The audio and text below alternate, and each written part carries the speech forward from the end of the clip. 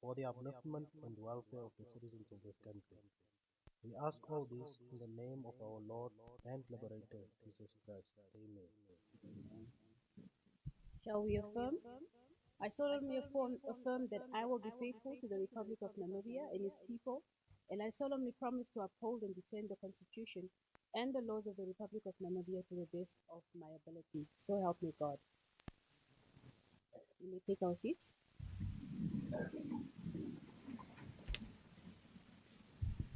Honorable members, good morning once again, and welcome to our session for today. I believe that we all had a well-rested weekend. First of all, honorable members, there's an announcement that today we will be having a meeting with the Namibia-Cuba Federation, sorry, my apologies, the Namibia-Cuba Friendship Association.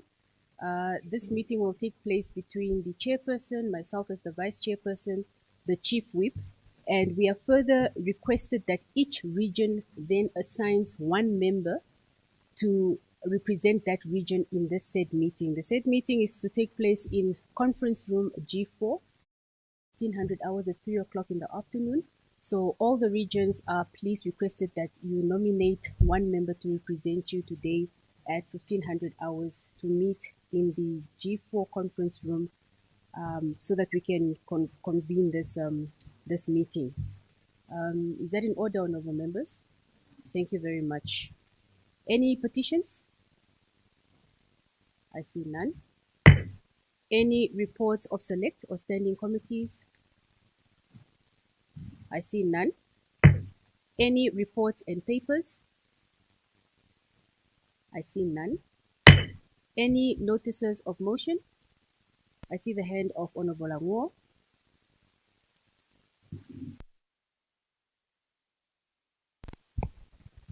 Good morning, Honorable Vice Chairperson, Honorable Members. I hereby move a motion without notice that in accordance with Rule 31 of the Standing Rules and Orders of the National Council, the proceedings on votes 24, 31, 35, and 03 of the Appropriation Bill, Bill 1 of 2026 not be interrupted if still under consideration beyond 13 hours. I so move, Honorable Vice Chairperson. Thank you, Honorable. May you please table the motion, Honorable?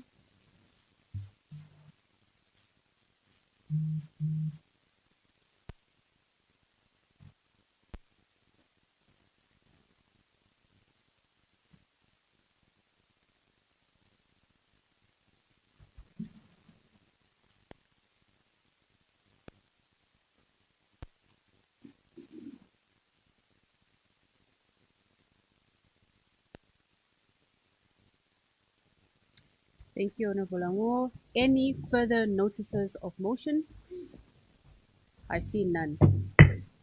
The Secretary will read this weekend, Honorable members, please excuse me. The other half of mine also comes from Mohangwena region, so it is fine that I say lead instead of read.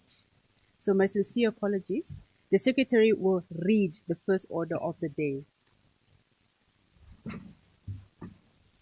Introduction and motivation of motions. The motion on the urgent need for critical measures to combat the rising road accident crisis in Namibia. Thank you, Secretary. Does Honorable Garab move the motion?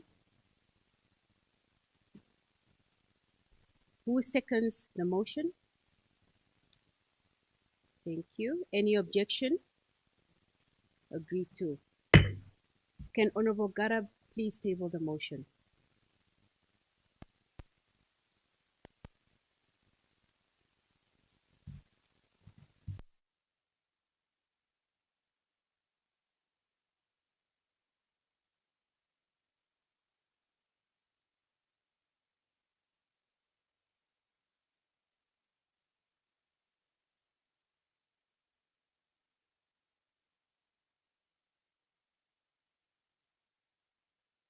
Honorable Garab, as you head to your seat, you may take the floor.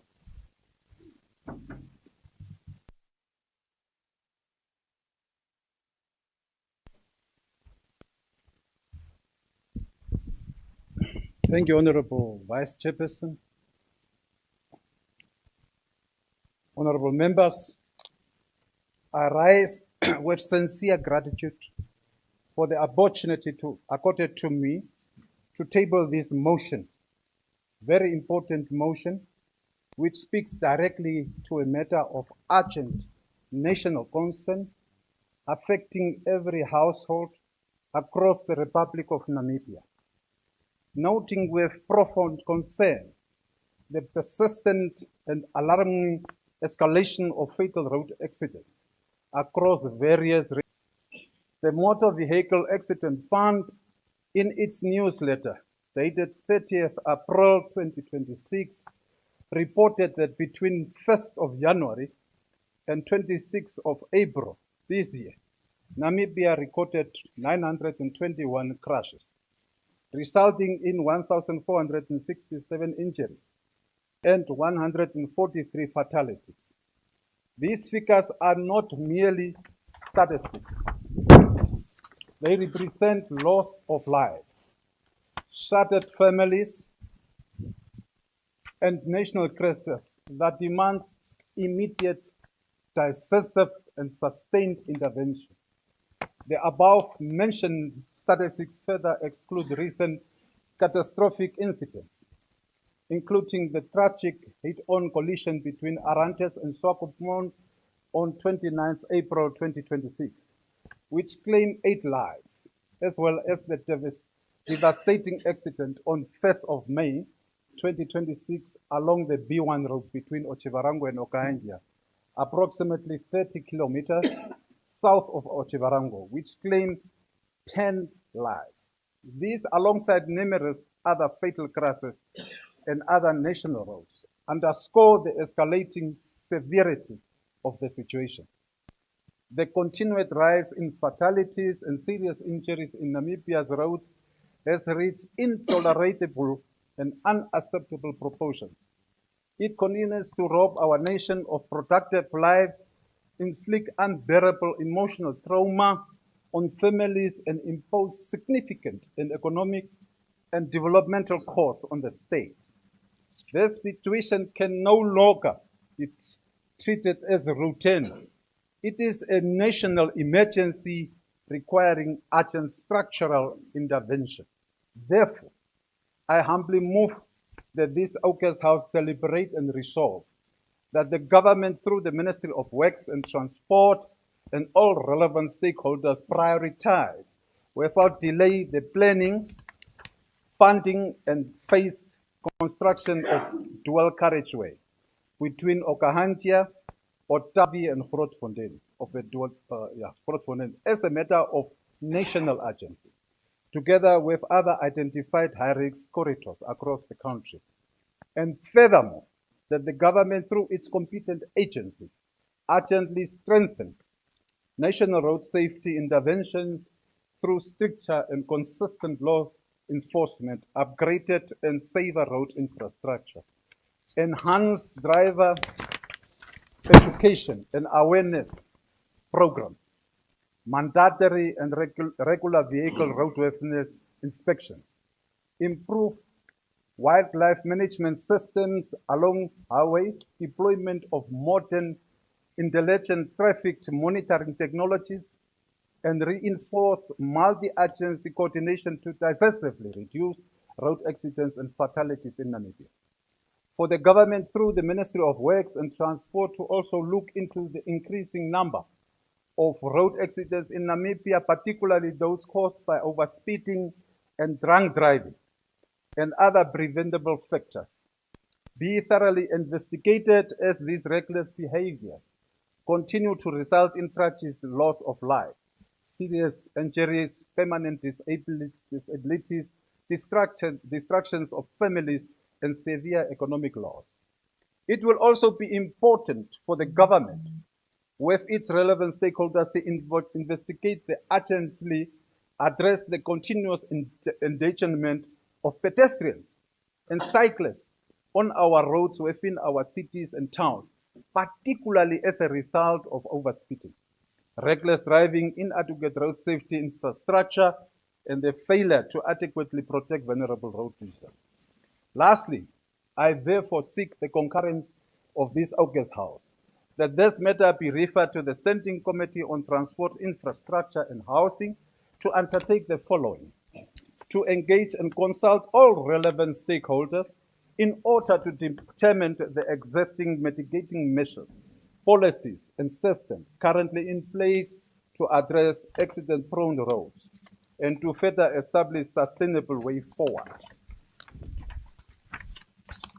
To conduct public hearings in identified accident-prone areas so as to receive first-hand concerns, experiences, and recommendations from affected communities, and to compile and present a comprehensive report to this August House, detailing its findings, conclusions, and actionable recommendations for considerations and implementation. I so move, Honorable Chairperson. Thank you very much, Honorable Garab. Any further discussions?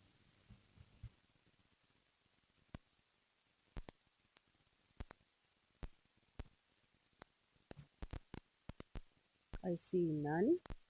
No discussions. I now put the question that the motion be adopted. Any objections? I see none. Agreed to. Thank you very much, Honorable Garab. The Secretary will now proceed to read the second order of the day.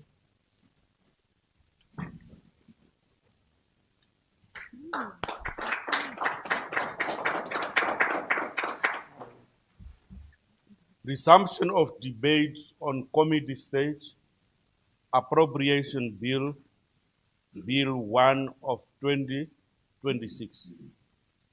Thank you, Secretary. It is moved that I leave the chair. Any secondment? Thank you. Any objection? I see none. Agreed to.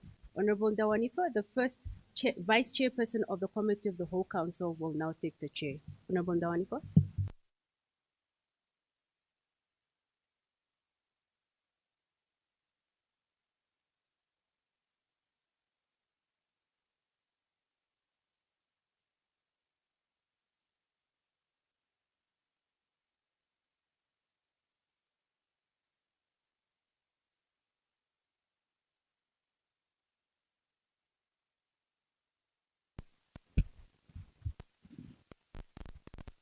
The Committee of the Whole Council is called to order. Honorable members, a very good morning to everyone. Thank you very much. So we may continue with our deliberations on the provided votes. Therefore, the Committee of the Whole Council has to consider Appropriation Bill B1 2026. I shall now put vote 24, transport, with an allocation amount of 2,074,678,000 Namibian dollars. Any discussion? I observe the indication of Honorable Smasiku. You may have the floor. Thank you very much, First Vice Chairperson of the Committee of the Whole Council. I stand to contribute to vote 24 of transport and fully support the allocation made to this directorate, which has done a commendable job since independence. As most of you know, the Valvis-Bendola Lubumbashi corridor is one of the lifebloods of a logistics sector, as well as the revamping of the Valvis Bay port, which is now considered one of the best in Africa, if not Southern Africa. And equally, the impressive road infrastructure network that has been constructed since independence in Namibia that is considered one of the best in Africa, if not the world. And it is through the work of this directorate through the state-owned enterprises that continue to undertake its mandate faithfully. However, I have one issue when it comes to roads that I wish to address through this House.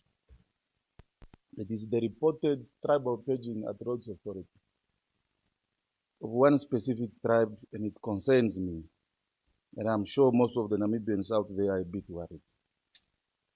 The liberation struggle of this country was waged from all corners of this country, from Hendrik Witbooi to Maharero to Kutako, King Nehale, and indeed the generation of the great Sam Nujoma. But equally, the people of the Zambezi did the same. The exodus into exile of the sons and daughters of that region started in the early and mid-60s. And the first group that went into exile consisted of Mzee Ndopu, who is still alive, still sharp as a razor. And that group is the one that flanked the great Brendan Zimbaye. And then came the second exodus of the late 60s, which consisted of Dr. Stengu, who is still alive, the late founding CEO of the Electricity Control Board, who happens to be my father's younger brother, who left for exile when he was 16 years. To late 70s. But in between, there was pots boiling. Others were taken to Robben Island, others' hands were cut off, others hanged to helicopters. And one gentleman was roasted alive in fire. And for us to hear that maybe they are cousins or relatives or nephews and nieces are being asked, why are you here, or why should you be Honorable here? Smasiku, I see Honorable Mchinti standing. Honorable First Vice Chairperson of the Committee of the Whole Council, Honorable Member, I stand in rules 68, point of information, sub-rule 5. Is Honorable Smasiku is right to contribute to vote 24 or to vote 31? Because now I'm a little bit confused. It's like he's contributing to vote 31 while we're supposed to contribute first to vote 24. I saw. Just want to get that information. Thank you very much. Honorable Smasiku, you still have a floor. Thank you. Just to clear the... Thank you, First Vice Chairperson.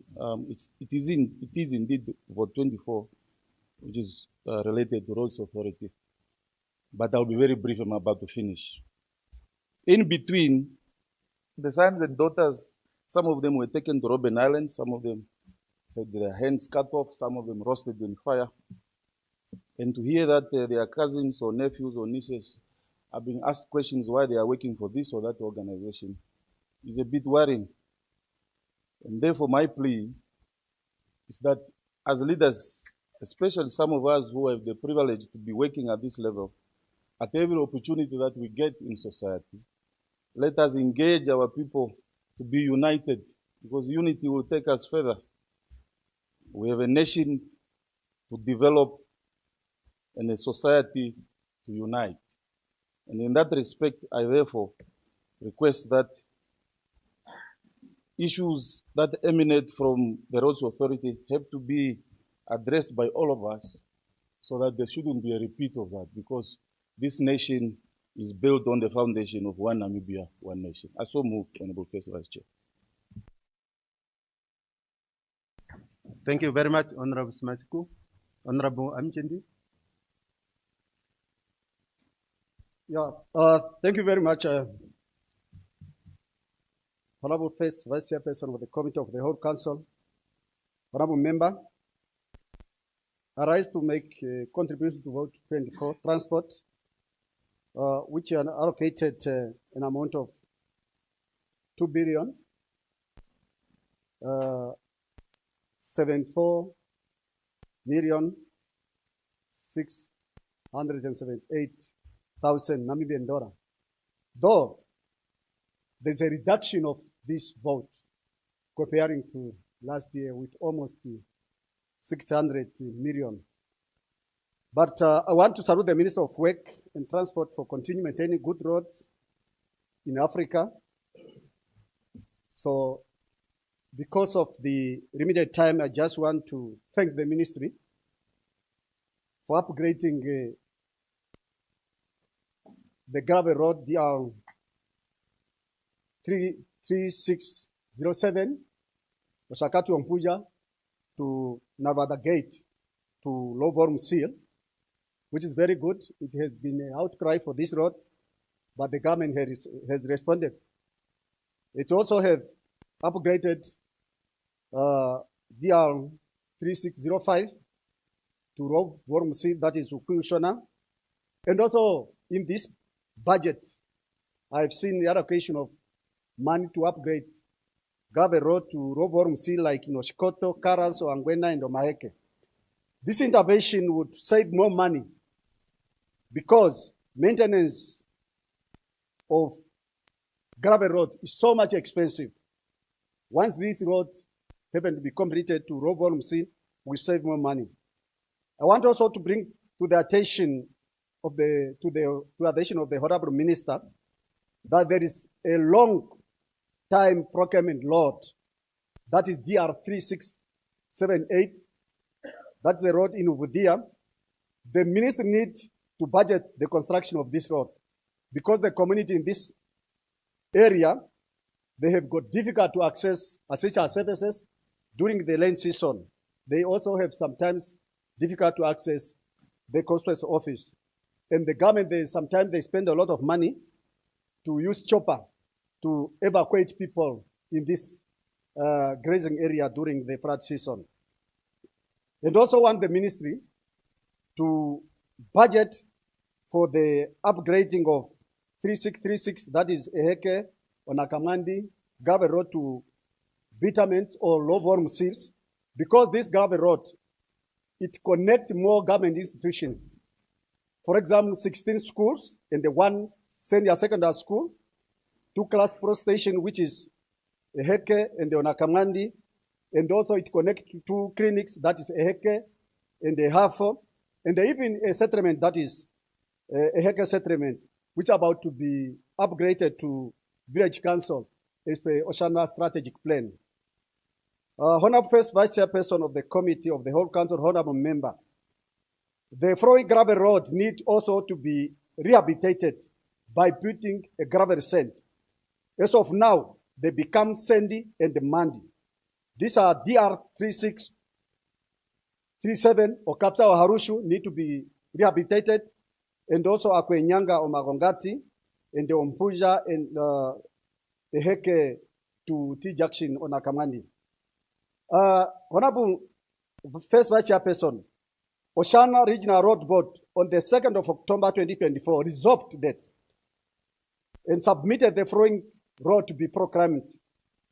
Ombandakani, the Heke settlement, Amgada, Orurongo, and linked to MR92, that is Omarara. And also to connect, to proclaim a road from Homa Affairs, Orukoro, Kupira, Ejekongo, and Mkandu. And also Ukuyushona, Ompuja, Ukuyushona, Onakamandi, Ompuja. These connect most of the schools that are normally closing during the rain season. Once this proclaiming and start budgeting for this one, it will solve the problem of disruption of classes of teaching during the rain season because it connects more schools and government institutions. With this honorable chairperson, First Vice Chairperson of the Committee of the Whole Council, honorable member, I support the vote. But this vote needs additional money if you want to continue upgrading road. I so submit. Thank you very much. Thank you very much, Honorable Mchinti. Honorable Yance. Thank you, Honorable First Vice Chairperson. Honorable First Vice Chairperson of the Committee of the Whole Council, honorable members of this Oko staff, good morning. I rise to support vote 24, transport, under which an amount of 2,074,678,000 has been appropriated for this fiscal year. While I support this allocation, I wish to raise a matter of great importance and concern to the residents of Malda here in the wider Hardap region. I would like to inquire from the Honorable Minister, through the Honorable Deputy Minister of Works, what plans the Ministry has regarding the long-awaited Malda here Walvis Bay Road, a project that has been under discussion for many years but has yet to materialize. Walvis Bay is only 400 kilometers in a direct line from Malda here. However, due to poor condition of the existing road, resident and transport operators are often forced to travel via Windhoek, which significantly increases the distance and costs. This places a heavy financial burden on our people. Fuel costs increase, vehicle mileages rises, and motorists experience substantial wear and tear, result in frequent repairs and breakdowns. Honorable First Vice Chairperson, the road has the potential to transform Malda here and its surrounding areas. The upgrading and construction of this road would stimulate economic growth, attract investment, create employment opportunities, promote tourism, and improve access to market and essential services. This road would also reduce traffic on B1 corridor, as travelers from the far southern Namibia and even motorists from South Africa could use the Malda here Walvis Bay road instead of passing through Windhoek. For Malda here, this road is more than just a transport link. It is a catalyst for development and job creation. I therefore respectfully request the Honorable Minister to clarify whether this road is under consideration, why it has not yet been prioritized in the MTF of this year, and when funding can be expected for its implementation. With these remarks, I support vote 24 and urge the Ministry to prioritize the Malda Walvis Bay Road in future budget allocations. So I submit. Thank you. Thank you very much, Honorable Janse. Honorable Unona. Honorable First Vice Chairperson of the Committee of the Whole Council, honorable members, I rise to contribute to vote 24, that is about transport. But I would like to indicate that some of the points are already highlighted by Honorable Anjindi. Therefore, I will never repeat that. I will only touch to the other issue which is not touched by Honorable Anjindi. First, I would like to inform this House that Oshana region, situated in a prone flood areas, and some of the constituents are not reachable during the rain season or flood. Even Ompunja constituency is not reachable, as well as Uvudia and others. And in Ompunja constituency, there is no proper road, and the community used to be affected by floods at all corners of the constituency. As all of the rivers that is situated between Ondangwa and Oshakati, and between Oshakati and Okahao, most of them, they pass through Ompunja constituency. And they made some of the villages islands. And you cannot reach there during the flood unless you use the helicopters. I would like to propose the following. The following loads need to be considered as a matter of urgency. DR 4-1 from Ukwangura via Ukwiyongwe and Ndombo to Uvudia Constituency Office at the Engobe village, as well as the informal road from DR 3644 at Msimboti to DR 3636 at Ehafo Clinic in Ukuyu Ushona constituency. I would also like to propose that DR 3638 Adorofi Onka need to be upgraded into low volume seal standards. And DR 3660 Shipepe Omagongati need an attention of rehabilitation. Because some of these roads, the car can only stuck in the middle of the road during the rain season while a driver continue driving. Therefore, we need serious attention in Oshana region to address the need of the community to get an access to the basic needs during the rain season or flood. With that, I'm so submit and I support the vote on transport. I so thank you. Thank you very much, Honorable Nona. Honorable Mkoya.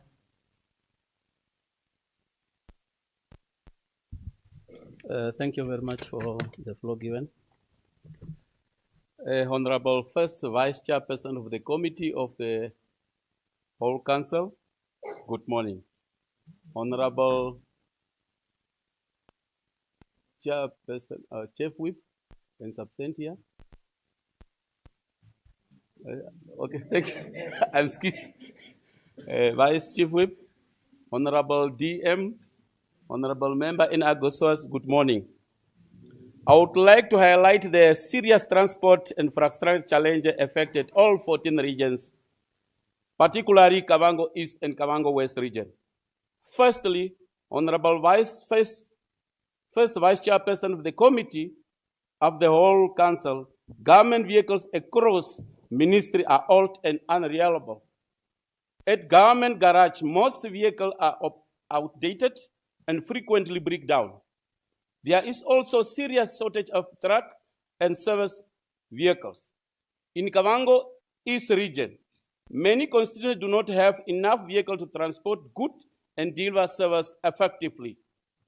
Example, under the Directorate of Water Supply, there are no vehicles available to transport water tank to communities such as Kwa and Shamburu in the inland areas. As a result, people continue to suffer due to water shortage because there are no trucks to transport tanks and no proper road to assist these communities. I therefore request the government to procure new vehicles to fast-track service delivery.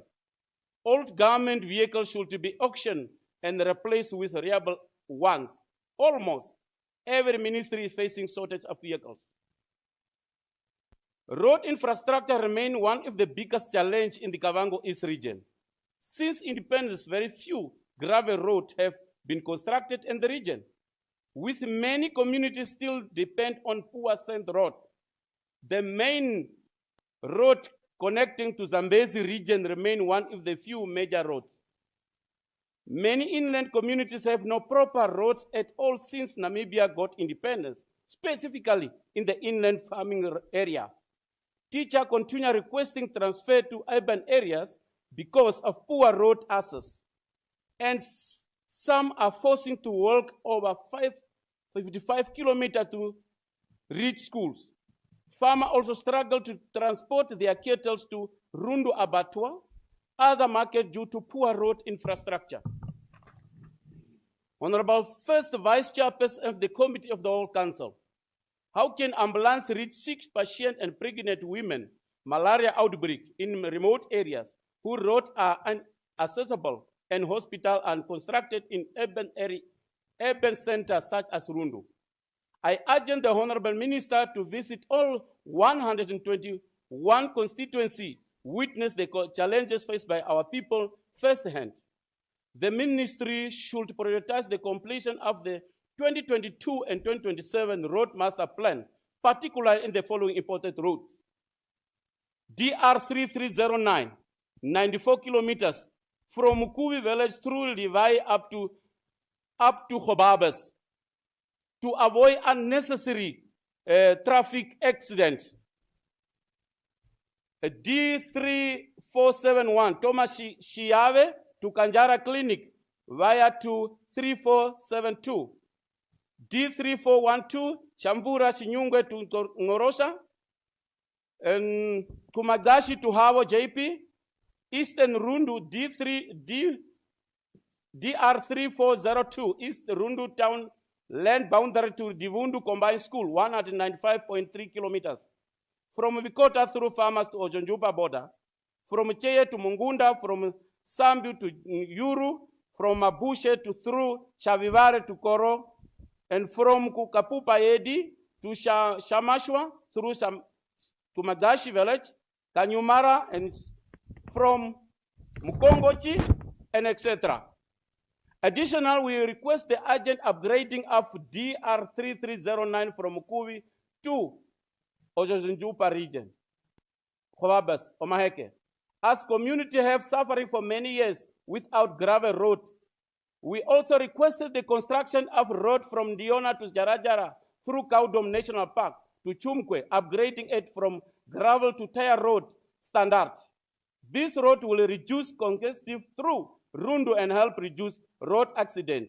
Lastly, honorable members, I would like to propose the development of railway line from Grootfontein to Zambezi region. Too many heavy trucks are currently used our roads, causing congestion and frequency accident. A railway line would improve trade, reduce road damage, and enhance transport safety. Honorable member, the people of Kavango East region were suffering for too long. It is time for infrastructure development. I also submit vote. I am also support vote 24. Thank you, Honorable First Vice Chairperson of the whole. Thank you very much, Honorable Mukoya. It was a marathon. Of course, really you are getting there. Then Honorable Angula. Thank you so much, First Vice Chairperson of Committee of the Whole Council. I also want to appreciate and applaud the job well done that we are envisaging coming from these ministries. And I would want to say that this ministry is spearheaded by former Swavo Party of League members, whom I equally also say sit in that movement. And there is no doubt that we must really reap results coming from these very humble and dedicated young people. So I also want to, on that note, Honorable First Vice Chairperson, I equally also want to share my dismay in a sense that last year this ministry received about 2.7 billion. And then in the current financial year, this ministry only received, this vote only receives 2.074 billion, a reduction of 632,333,000 Namibian dollar. And as I've always said that I really do not know what formula is the Ministry of Finance is using when they are making these reductions. And as we all know that the current year, we have received a very good rain, and most of our roads are damaged by the rain.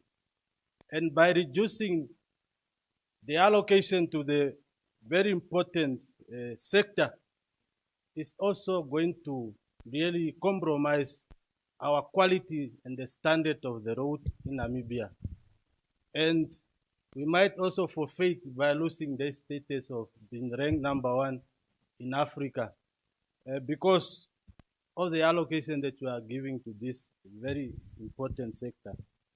So hence I'm appealing to the Ministry of Finance to reconsider when they are going to do budget review so that at least a very substantive allocation is allocated to this very important sector if we are to really continue to maintain the standard of the road in Namibia.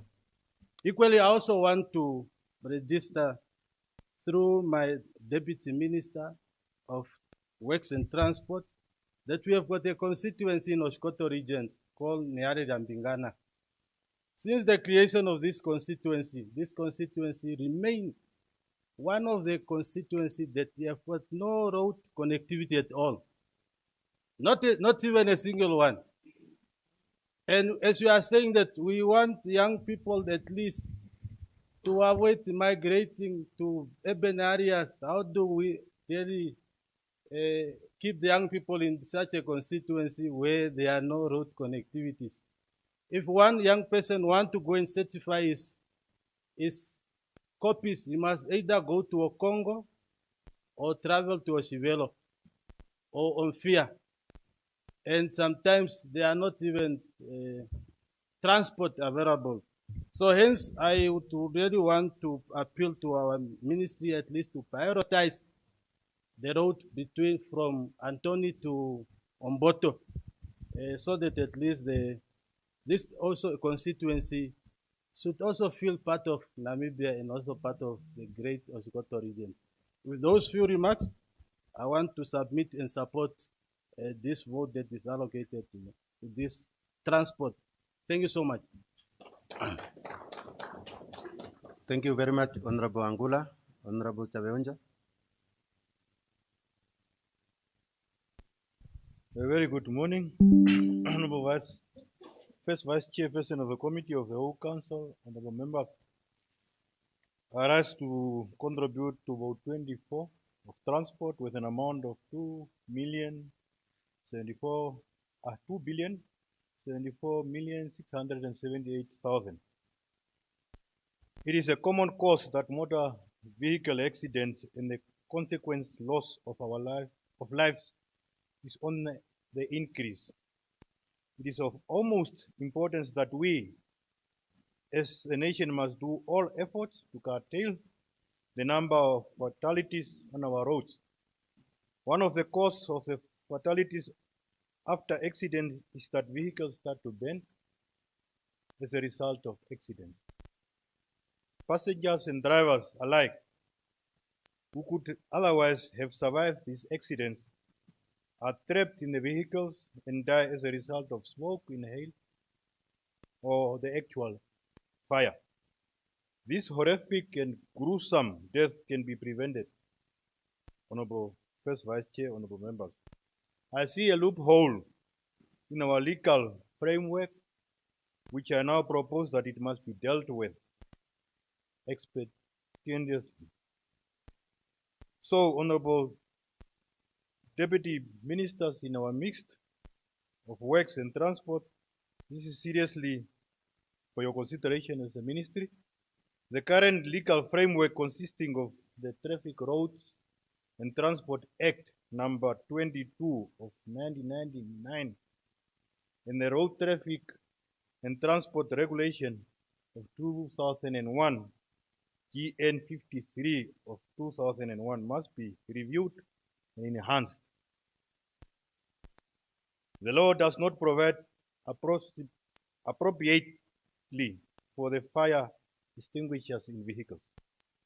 Regulations 279 create obligatory measures for the fire extinguishers only under Chapter 5 and Part 6, which deal with the passengers carrying vehicles. It provides minibuses and buses conveying passengers for reward are the only ones obliged to carry a 1 kilogram extinguisher for a minibus and a 2.5 kilogram extinguisher for buses. No other vehicles, including minibus and buses used for private purposes. Sedan vehicles used as taxis or the so-called seven-seaters are obliged to carry extinguishers on their boats, are not obliged. It is therefore important that this law should provide that all vehicles, whether such vehicles are sedan, buses, minibuses, trucks conveying dangerous goods or not, and used for private purposes or for rewards, should be fixed with a suitable fire extinguisher. This will assist combating a fire at an accident scene. With those submission, I support vote 24. Thank you very much, Honorable Chawawinja. I think we are doing very well in terms of time. Honorable Mkete, I think will follow suit. Thank you. Thank you, Honorable First Vice Chairperson of the Committee of the Whole Committee. I stand also to support vote 24, transport for 2 billion 746 and 678. Honorable, I would like to appreciate first this ministry, and it is the biggest ministry. Whenever we go, we follow the road. I'm appreciate for the Omgurugombashe road. As we know, it's Omgurugombashe historical. Therefore, last year we received this Omgurugombashe road from the Honorable Minister, Honorable Nekundi. Thank you very much for the bitumen proceed volume. We appreciate for that. Now, our road users, even for the ambulance from Sunday to Ngurugombashe Clinic, even teachers, even for the school children towers going to that heritage, now they are working so smoothly. Therefore, I appreciate for that. On the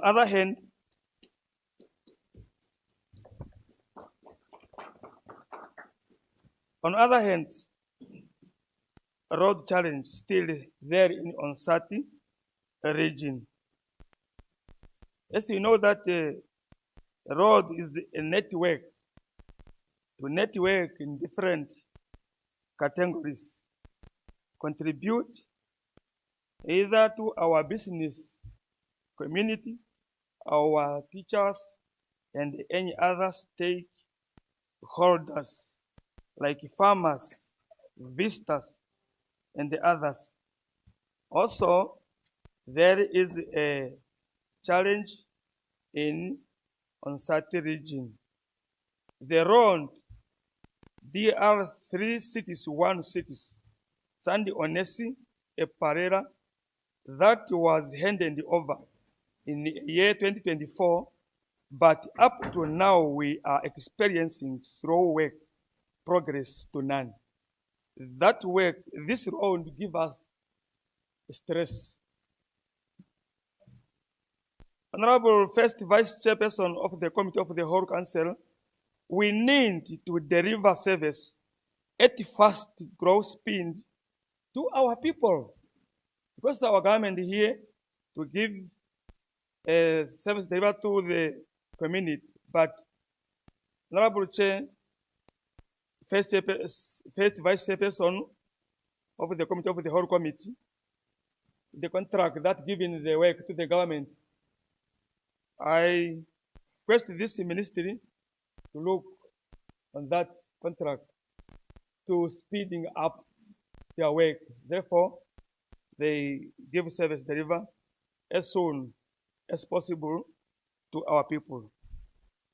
During the rainy season, Ogongo Constituency Office and the other offices used to be closed due to the flood. Therefore, The road DR3692 from Ombathi, Epato Road needed to be alternated very soon. If this happen, it will answer to the calling of our community. The road DR3635 is Okahao and Tambo Womawe Road. And this road also cater the Indira Gandhi Hospital. This road also bitumen standard is needed to this road soon.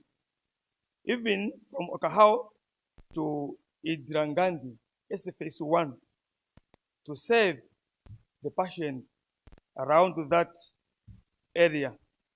But between Okahao and the Indira Gandhi, there are some few kilometers.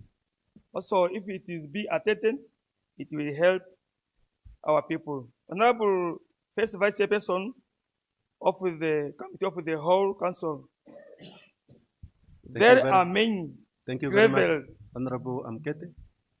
Okay. Your time is up. Thank you, Honorable Chairperson. And also, we need many access roads to all government institutions, and I support this vote to 24 for transport. Thank you. Thank you very much, Honorable Amkete. Honorable Hangua.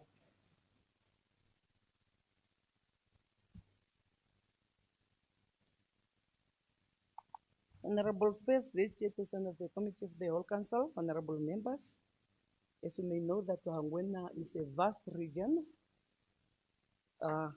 then this contribution will also be on, I think, I don't know how to call, marathon.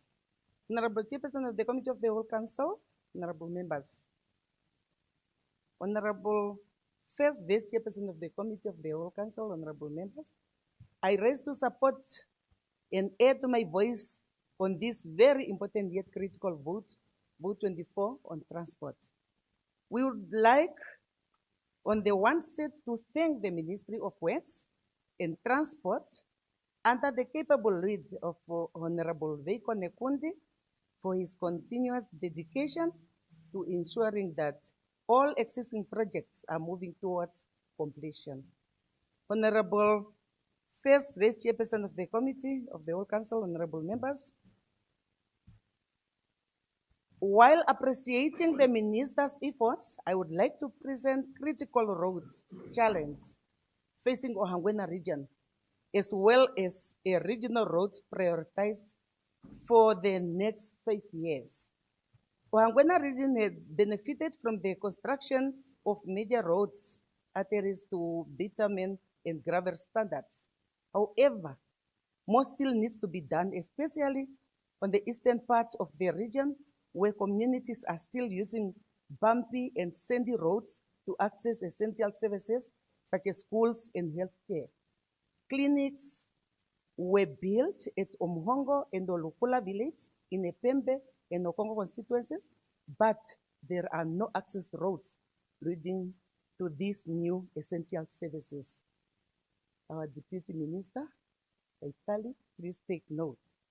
On the western side, the communities still find it difficult to access social services, as most of the schools, clinics, pension pay points, churches, and other essential services institutions are normally cut off during the rain season due to lack of access roads. The region had prioritized several key roads for construction should funds be made available within the next 5 years. These are the roads earmarked to boost the socio-economic development of the region and to improve the livelihood of our people. The following roads were prioritized as key for regional development: road rehabilitation, roads upgrade to bitumen standard, and new gravel roads to be constructed. Roads rehabilitation, TR10/2 Onuno and Nana 47 km bitumen standards currently under construction and we ask for the funds availability to ensure completion of this project. Road upgrades to bitumen standard, DR 3602, Oshake Elundu Okankolo, DR 3625, Oshigambo Ondobe, and DR 3639 Ondobe Oshikango. Okongo, Oshitisha Ionya, Kinko Luma, this one connect Ohangwena and Oshikoto. DR 3647 Onawa Hilulu, DR 3670 Shandi and Baku Oshweda, DR 3611 Oshidute Mdongilo Omala Papa. New gravel roads to be constructed, DR 36, DR 3666 Onepandoulo Onga, Onambutu, Amwimbi, Ojele to be constructed in phases. Phase 1, Ojele Amwimbi, Phase 2, Amwimbi, Onambutu, Phase 3, Onambutu, Onepandoulo. And many more. Honorable Chairperson, Honorable Vice Chairperson of the Committee of the Whole Council, honorable members. The geographical terrain of the Ohangwena region presents specific challenges, and the western side is characterized by oceanus prone to seasonal flooding, while the eastern part consists of thick sandy soil and dense forest. And these conditions further emphasize the urgent need of development durable access roads to ensure that essential services remain accessible throughout the year. In 2014, Honorable First Vice Chairperson of the Committee of the Whole Council, honorable members, the Ministry of Works and Transport, through the Roads Authority, completed a feasible study for the construction. In conclusion, Honorable Vice Chairperson of the Committee of the Whole Council, although the Ohangwena region has benefited from significant public investment since independence, much more still needs to be done. And due to its remoteness and large population, the region requests further infrastructural development and improved access roads to essential services to bring the region to par with the rest of the country. I support vote 24 and so submit, Honorable Vice Chairperson. I thank you. Thank you very much, Honorable Chief Whip, because it was a marathon. However, you managed to reach the conclusion. Thank you. Honorable Nangama.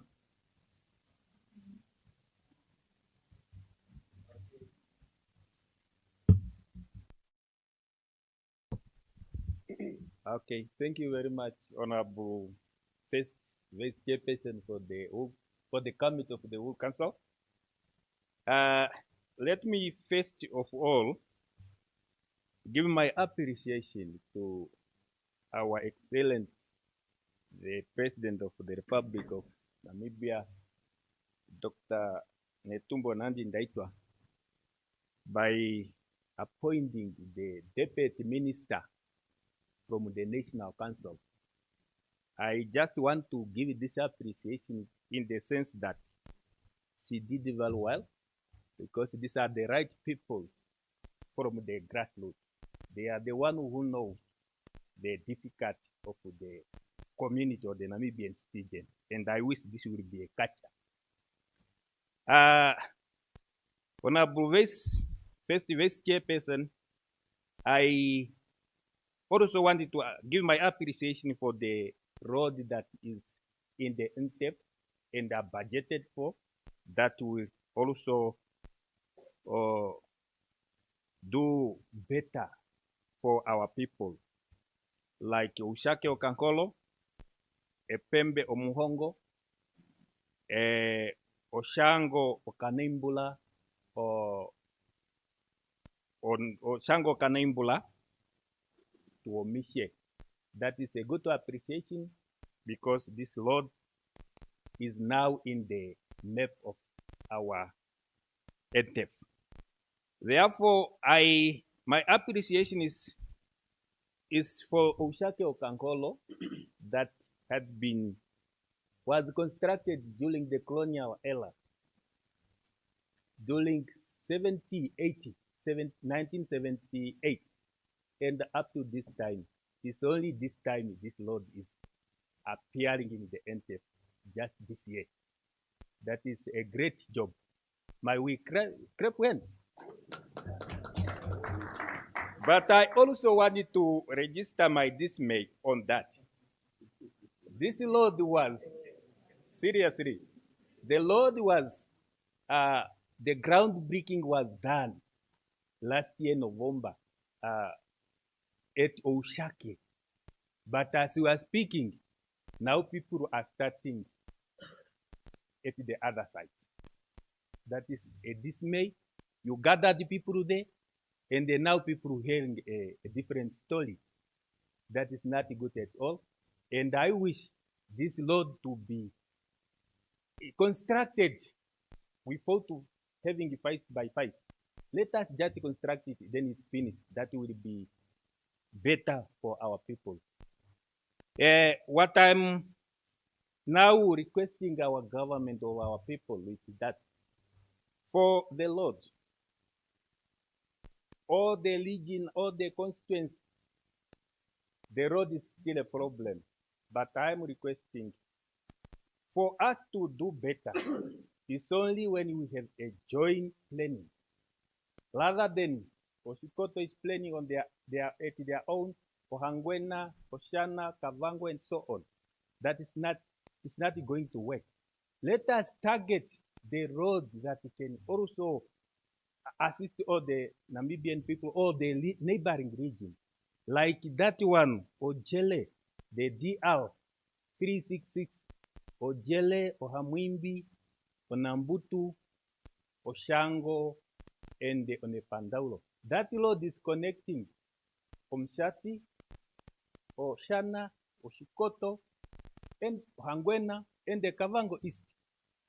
If this road happened to be constructed, Kavango West, I mean Kavango West. If this road happened to be constructed, we will not talk about road problem in this house. Seriously. Yeah. We will not talk about that problem. And the other region will also do the same. Other region will also do the same. Yes. And this road is connecting all the schools, Ohangwena, the Umsati and the other region, they have a crown of fraud. But Ohangwena is a proud of sandy area where there is no even season. Yes, Honorable Nangama. Yes, your time is up. I'm about to conclude. No, your time is up. Thank you very much. I'm emphasizing the joint planning, and I'm emphasizing the work to be done accordingly. Thank you very much. I'm in supporting of the vote. Thank you very much. Thank you very much, Honorable Nangama. Honorable Sikongo. Thank you, Honorable First Vice Chairperson of the Committee of the Whole Council, for according me a chance to contribute, and at the same vein to support Vote 24 of the Ministry of Works and Transport, which is a 2,074,678,000. So I would love to thank the Minister of Works and Transport, Honorable Nekundi, and at the same time thank the Deputy. Why I decided to thank Honorable Nekundi is that the road priority for Kavango West, he visited almost all the roads. Physically, we tour with him, and he knows the road very well. But at the same time, I also want to register my dismay, as my counterpart has alluded, with the ministry, but maybe to find out from Roads Authority, specifically District Road 3427, the well-known as Mbururu Charikat line. This road linked Tondoro constituency to Mankumbi constituency, and it's 33 kilometers. And this is a road that made me old, because we proposed it in 2005, as I just came in to date. And that is the road that makes me stingy not to move out. When it is constructed and when it is completed, I will vanish completely, because that is a priority road for the farmers, because it links 60 farmers to Kurenkuru and to Rundu, which is the abattoir. The road it had a portion of 30 million in the roads authority, but unfortunately now it's not in the MTF. Comrade DM, just look into that one, find out from roads authority where did they take our money, because we are not dead, we are still alive. We want that money to be utilized. The road is not yet completed. And at the same time, there is a road, District Road 3469, Mbeyo Erago Matende. This road, the Honorable Minister also went last year. 16 November, he commissioned or he just laid the ground for the road to start. But unfortunately, as we are speaking, nothing is going on. Not even the contractor that was shown is nowhere to be found. I think the ministry need to note now, we must not ground break a road if the fund is not yet available, because it frustrates the electorate. But with those, I would love also to urge the ministry to look into the government garage. Rundu does not have cars. All the cars that are there is just the 2014, and they are old.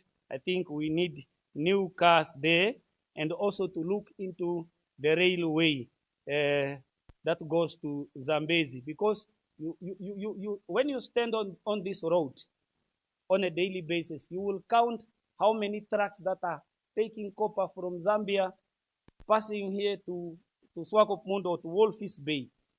If you are to count, it's very rare you count 1,000. If they are not 2,000, they are 3,000. And the road's lifespan, the Rundu Zambezi or the Rundu Mururani, I think the lifespan is going to be shortened because of these trucks. But if a railway is to be considered, people will not continue singing, "We are born to suffer." Otherwise, to support this vote, so that the people must not sing the song of Lucky Dube, crying game, I so submit from the chair and also managing the time. I thank you. Thank you very much, Honorable Sikongo, for the very, very straightforward deliberation. Honorable Chief Whip, honorable members, I think it's tea break time, and it's my honor to request the August House to break for tea. Of course, adjourning this house 10:40, and they will resume here 11:10. Agreed to? Thank you.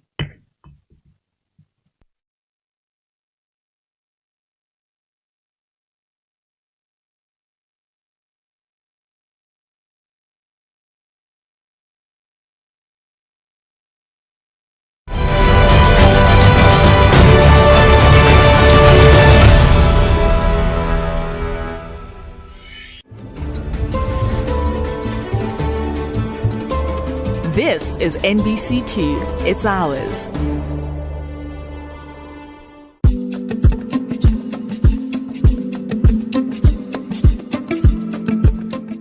My name is Richard Derawa. I'm a final control operator. Basically what we do here at Final Control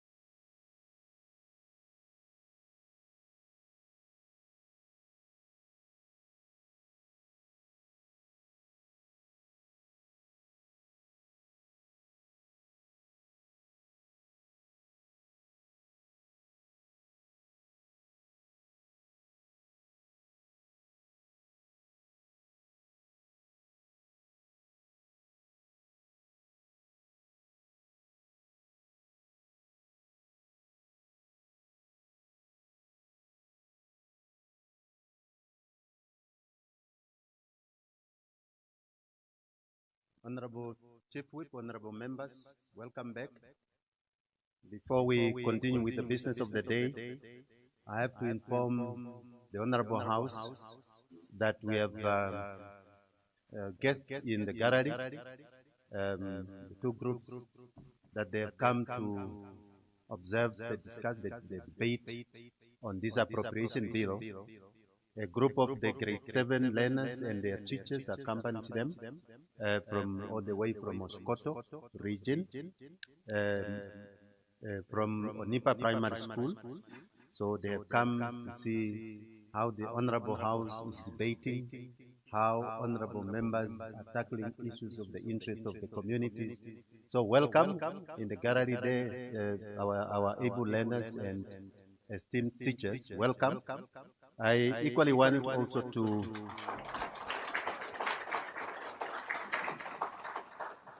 want to welcome and acknowledge the presence of the SRCs from UNAM. So they've been here. I think when we started, we've been seeing them sitting that side. So welcome. So just enjoy just continue to enjoy the debate of the Honorable August House. So with that, honorable members, we may continue with the deliberation on vote 24. Therefore, I want to give the floor to Honorable Spapela to continue with the debate. An indication if Honorable Spapela is not yet here. Oh, there you are, Honorable. Thank you. The floor is yours, Honorable. Thank you very much, Honorable First Vice Chairperson of the Committee of the Whole Council. I rise this morning to support vote 24, transport, at the amount of 2,074,678,000 Nambian dollars. Most of my contribution, Honorable First Vice Chairperson, has been alluded to by my other colleagues already. The special Honorable Shukongo has touched most of my points that I wanted to contribute on this vote. However, allow me to indicate something on the issue of the contractors when they have been appointed to construct the roads. That is the many stumbling block that we are getting out there. I think the ministry, before appointing such contract, must make a thorough investigation into the capacities of such contractor, as well as his or her financial status, because you see that most of them, they depend on their first invoice to pay the employees, and if those invoices has been delayed by the ministry, they'll end up not paying the employees, and the construction cannot go ahead anymore because of their financial inability. So, having said so, Honorable First Vice Chairperson, also allow me to indicate some of the roads in the Mbezi region that are of great concern. That is Muyako Ngoma Road,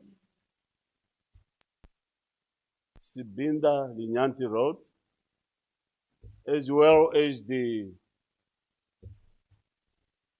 two feeder roads, Masida and Makanga. this Masida and Makanga, both of them combine the distance. They are only 6 kilometers, and since they were started in 2024 up to today, that 6 kilometers hasn't been completed yet. I know the reason for that. The contractor has abandoned the site because of their incapacity to pay their employees. That is when we were trying to investigate, that's what the reason was. So our sincere request is to the minister and our dear brother Deputy Minister of Works and Transport is sitting right in front of me. And he is even, I'm happy, he is even shaking the head towards me. I'm happy. Thank you very much, my Deputy Minister, and I think you are taking note on this. It's a very serious issue, and a lot of lives has been lost on these roads.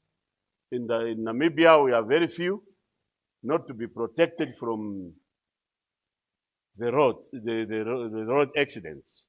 We are very few. We are only 3.5 million people here. So we need to be really protected from these road accidents.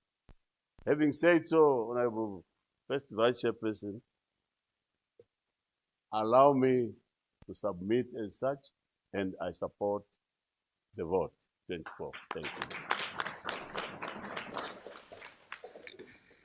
Thank you very much, Honorable Papela. Honorable Pakarai.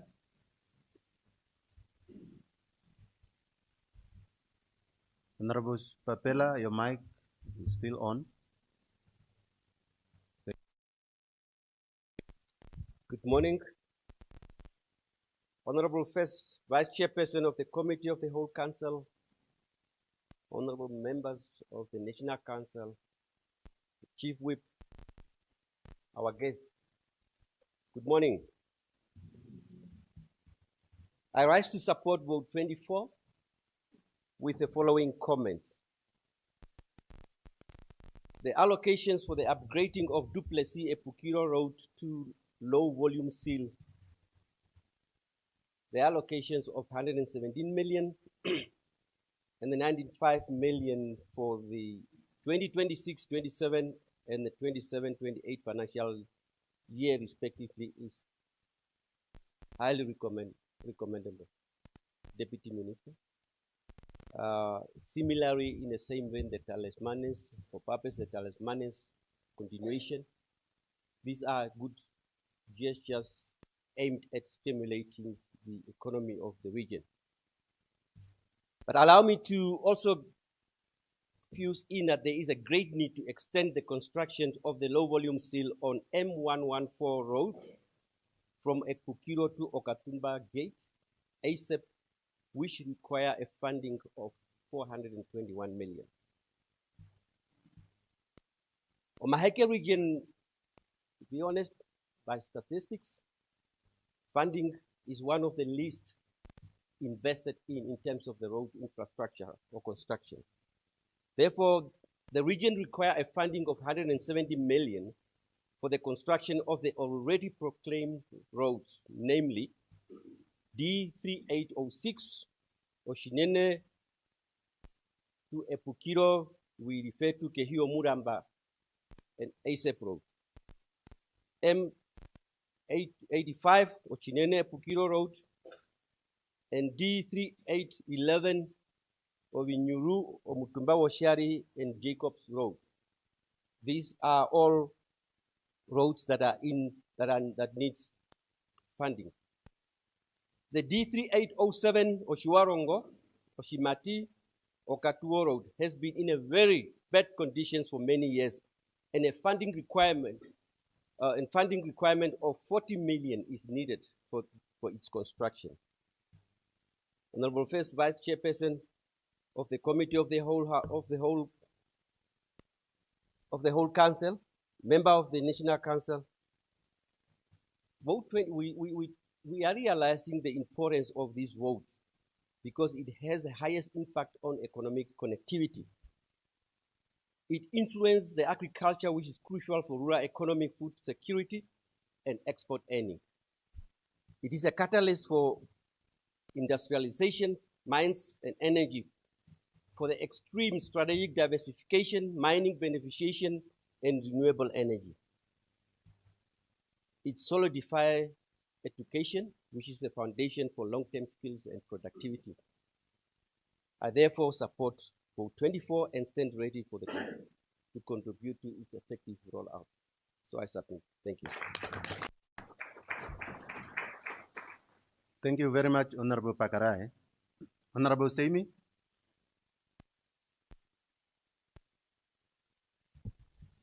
Thank you very much, Honorable First Vice Chairperson of Committee of All Council, Honorable members and guests, good morning. Yes, I rise to support Vote 24 with 2,074,678,000 with the following remarks. Honorable members, I drove most of the time that road to Okahanja from Windhoek, and is very beautiful because it is now expanded to a dual carriageway, and it has not just increased efficiency, but it has also reduced road accident. Job well done. So, Honorable Member, also for so many years, we have witnessed the gravel road that has been upgraded between Oranjemund and Roshpina. That road is also now well done, beautiful one. So, when you come to the Mineral and Resource Festival, you must actually reach up to Oranjemund so you see what I'm talking about. So great stuff to the government. So, and the Honorable Member now, the Karas Regional Council has also prioritized with the council resolution some 2 key roads. And this is the Arwab Ketmans Road with 166 kilometers, the C16. This road, most of the time during rain season, it gets damaged and it hampers service delivery. No access to health to take patients to Ketmans Hospital. And most of the time also, all the incidents are happening there. And at the same time, the road is very slippery. And this road was for many times also prioritized and appears in a road funds budget. This road is a gateway to economic advancement to the Republic of South Africa and Botswana. And if it's upgraded to bitumen, it will actually cut the distance with almost 420 kilometers shorter to South Africa. So, and this will help us in running the economy efficiency. So, Honorable First Vice Chairperson of the Committee of the Whole Council, Honorable Member, the other road that also prioritized is the Ausike Roshpina Road, which is 104 kilometers, the C13. That road also needs to be upgraded to bitumen because it's very economic. Most of the time we are forced to, when the manganese come from South Africa all the way to the port of Rudrets, they go through Ketmans. But if this road is upgraded, it will cut that distance, and all the grape also will not be exported through South Africa, but rather through the port of Rudrets. And most of the time, the residents from Ausinge and Noduvel, they use this road to get government service in Roshpina. Right now, it's closed because of the the flash floods of the Orange River. So if it's going to be upgraded, really it's going to make a big economical impact. So honorable members, I also want to emphasize the road between Oshakati and Ruakana. There are so many humps there, and they are just in the middle of the roads together with potholes, and there are no warning. If you don't know that road and you are driving at night, it can cause accident. I recommend that we put maybe flash red robots to warn that here there is a speed hump, because they are made to reduce the speed on the highway. But now they are really becoming also a risk and hazards to those who don't know the roads. So with that, I support vote 24 transport with that amount. Thank you. Thank you very much, Honorable Seime. Honorable Sezuni.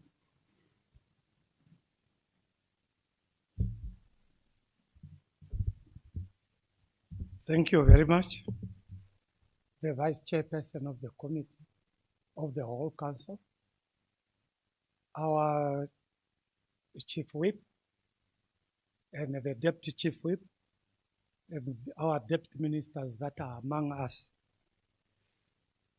as well as the guests that are also among us. I stand to support this vote 24 because of the road connecting Kasika to the main road leading to Ngoma. This road is very important because it will reduce dependency on passing through Botswana. Imagine in Imperial, it's a landlocked. We have got the military defense, we have got our navies, we have got the officers of the state security. Now, for us to be passing through Botswana with these sensitive equipment, for me, it seems as if we are exposing our defense. Although this road previously received attention, the contractor who was appointed did not have the necessary machinery and the capacity to handle the terrain and the condition of the area. As a result, flood destroyed the structure that had already been erected, and the project could not progress successfully. I therefore propose that this road project be awarded to a capable and experienced contractor who has the proper machineries and expertise to work in this difficult terrain.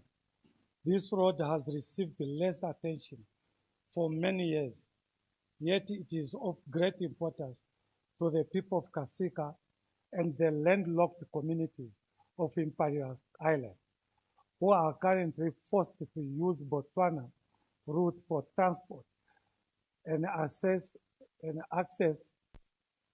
to services. Completion of this road will improve connectivity, economic activity, and accessibility for our people. With these few words, I so submit. Thank you.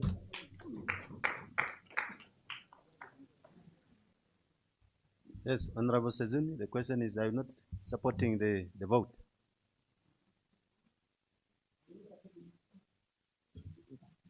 I so support the vote. Thank you. Vote 24. Thank you very much, Honorable Member. Honorable Katembo.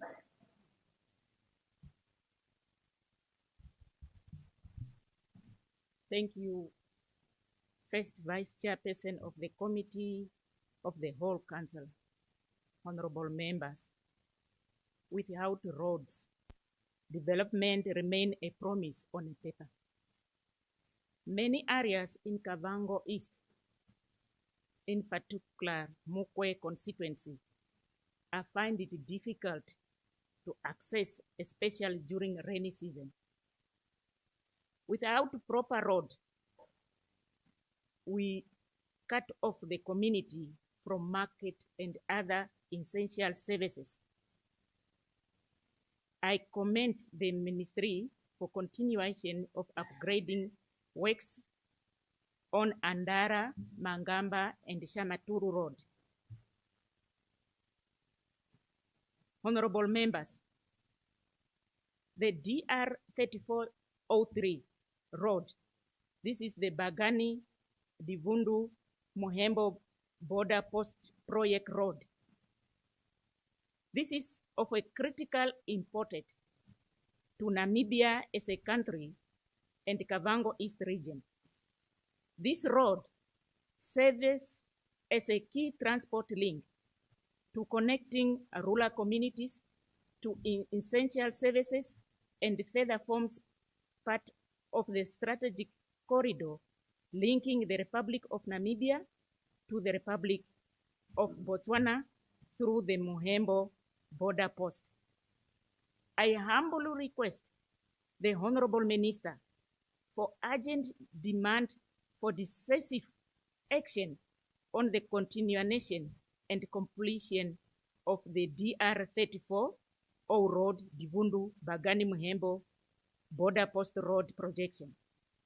And furthermore, on behalf of the people of Kavango East region, I humbly request the Honorable Minister to concede and comment the road project as follows. The Fikukutu Road, Mkongochi Road, Muthinduko Road, Dimwa, Shanyachi, Kangunja, and the Harbor Road. These are the roads that are from the Tire Road to the inland, and there are schools to these villages. The water ruler supply truck are using this road. Andara, Amblas, the inspector of the school, teachers, the regional council's drought relief truck are using this road. And we find it difficult to reach the village because of the roads are too sandy, and during rainy season is worse. I support the vote, hoping that the Honorable Minister will take our request into consideration. I so submit, and thank you. Thank you very much, Honorable Katembo. Honorable House, any further discussion? Honorable Kaswani. Good day, first Vice Chairperson of the Committee of the Whole House.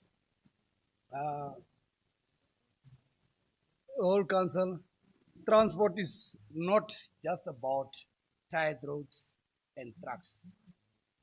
It is about whether a learner gets to school. It's whether a farmer gets produce to market, and whether a patient gets to a hospital alive. And right now, the reality is tough. Roads are deteriorated, potholes are on the roads. If you will hit from the face of Namibia, which is Beitefoss, down to Hobabas, about 30 kilometers, potholes are there. And if you take that we say in every rainy season, potholes became a trend on our roads. I don't know what is it the standard that they are built of or what?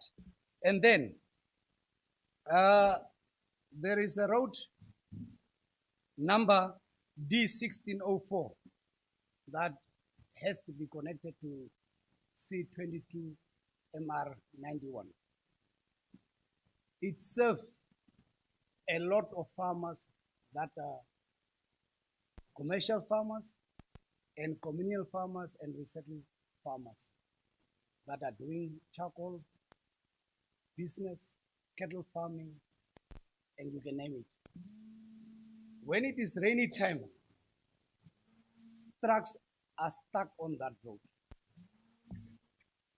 And we say the reality is to have proper roads. And another concern is road safety is another concern to me, as we are taking the Aminus-Aranos road. Every month, cattle are bumped on that road. More than 50 cattle. Is it not possible that we can have a fence next to that tight road? Please. Road is only useful if it connects people and also give opportunities to people, not accidents to people. I so submit. I thank you. I support the vote. Thank you, Honorable Kaswanyo. Since I'm not seeing any hand up in our midst, honorable members, Honorable Brand.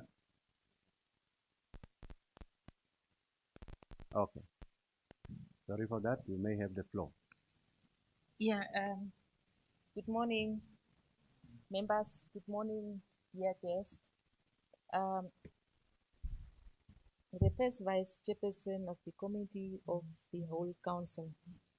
I also rise to support vote 24. And everything has already been said. In Namibia, we are equally have the same problems with roads. But I just wanted to add my voice on saying that if everybody is having good roads that are in good conditions in the rural areas, if everybody is connected to find the services they can find while driving on good roads, then it will be really good for all of us in Namibia. But in Dongres constituency, I'm thankful for the Ministry of Transport. That the road between Hendy's Bay and Uis is almost to be done. And we are really grateful. Since independence, Dongres hasn't had a tired road. That was the first road that has been tired. And I'm really grateful for the government for that road. But then in the whole of the constituency, between Spitskope, Yusako Spitskope to Okombai, we are struggling. Omachete to Omaruru, Omachete to Okombai, Puis to Omaruru. Yeah, and these are the roads that are used daily by more than 20 cars. Puis tin mine has opened and business is going, and most of the people are driving from Windhoek, Omaruru, via Omaruru, Puis via Omaruru to Windhoek. So really, if Dongres constituency can have roads, good, better roads, then we will be sorted out. It's the whole of Namibia, as I have mentioned. It's not only my constituency, but with time, we can see that the ministry is also trying very hard to maintain the roads, but with time, I think in Dongres constituency, we will be connected in all areas with better roads. With that, I definitely support the vote, and thank you. Thank you very much, Honorable Brandt. I'm seeing a hand up for Honorable Wambo.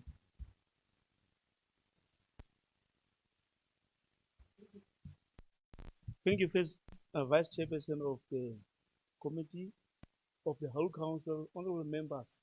I will be very brief. Taking into consideration good road networks that we are having in this country, but there are still some areas that need serious, urgent attention, and that is especially the B1 road, the road between Rebo Windhoek, the road between Kalgrand, Waganas, Stambridge, the road from Matamata Gate to Gogas to Stambridge. That road will connect. Now the road that Honorable Johnson was talking about from Malta here to Valfes. If these roads are attended to, we will just reduce the accidents and lives that we are losing in this country. So I want to put the Deputy Minister, also the Ministry to consider, because this is a discussion that is coming a very long way, but it is not getting the necessary attention and the energy. Now we are urging this must now start getting now to be part of the NTEC and to be part of the budget that we are just discussing. So I submit and I support the vote.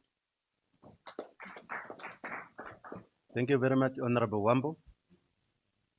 In the absence of any hand now, I lastly want to, under this vote, to give this opportunity to Honorable Hans Aikali, our Deputy Minister of Works and Transport, just to share some sentiments with the Honorable House, but of course not necessarily to respond to the questions which were raised before this debate, but of course rather to say something with us.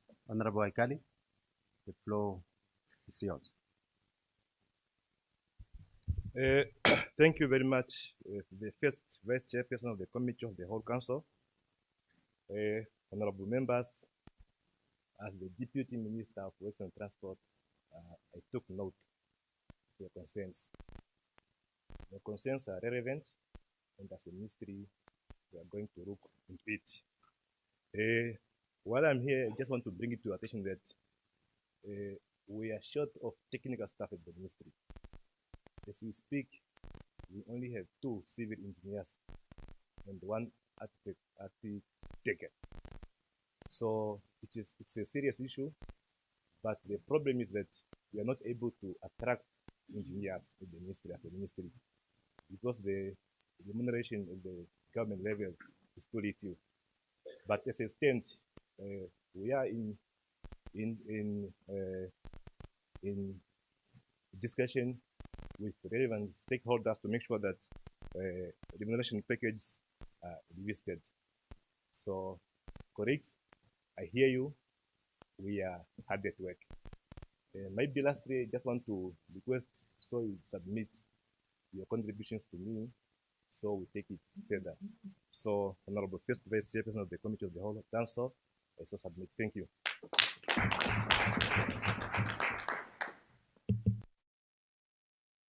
Much, Honorable Aikari. Any further discussion? I see none. Any objection? I see none. Agreed to? Thank you very much. Honorable members, I shall now put vote 31, Veteran Affairs, with an allocation of 1,522,500,000 Namibian dollars. Any discussion? I see Honorable Amchindi. You may have the floor. Yeah, thank you very much, Honorable First Vice Chairperson of the Committee of the Whole Council, Honorable Member. I think this vote needed to have some more minutes because these are the people who made us to be here. I stand to make my contribution to vote 31 with an amount of 1,522,500,000, which have a shortfall of 12 million comparing to the previous year. But at the onset, honorable members, I want to remind some of the position members out there who have got the written understanding, who is a veteran by the Nambian law.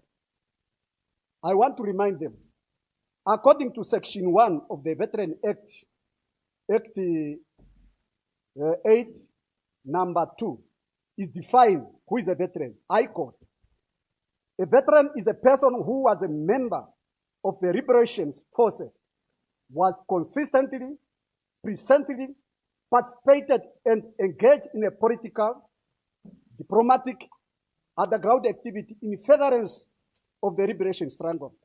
Therefore, I want to make it categorically clear that Swatuf, Kufut, who committed atrocity against Namibian and the prevent independence, they are not veterans of the liberation struggle.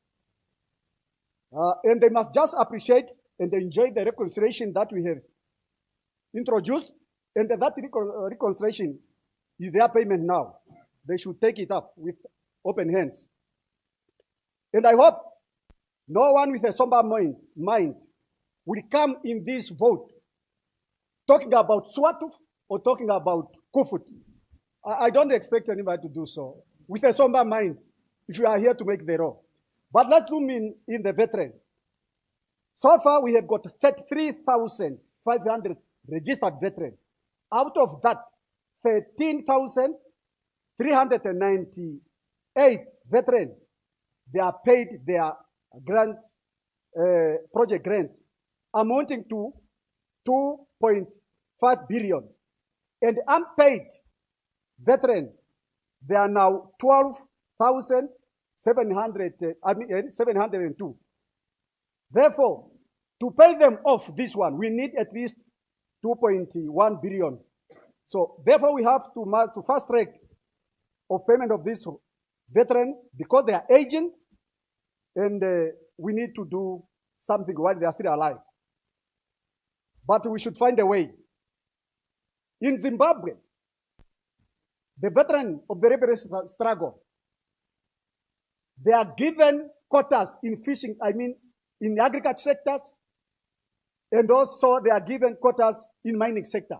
And I also think it's quite very important for us in Namibia to emulate this good example, to allocate quotas to veterans from mining sector and the fishing sectors, so that this veteran would very, very improve their livelihood. And also I want to propose that the project grants of the veteran, they are not inheritable by their spouses, neither by their children. I propose the policy should be changed so that if a veteran happens to pass on without getting this benefit, their spouses or their dependents, let's say their dependents, must inherit this project grants if they were already approved. There's nothing wrong. It will not make any harm. So that the people that left behind, they can also able to have a good livelihood. With this submission, Honorable First Vice Chairperson of the committee, Honorable Member, I so support this vote.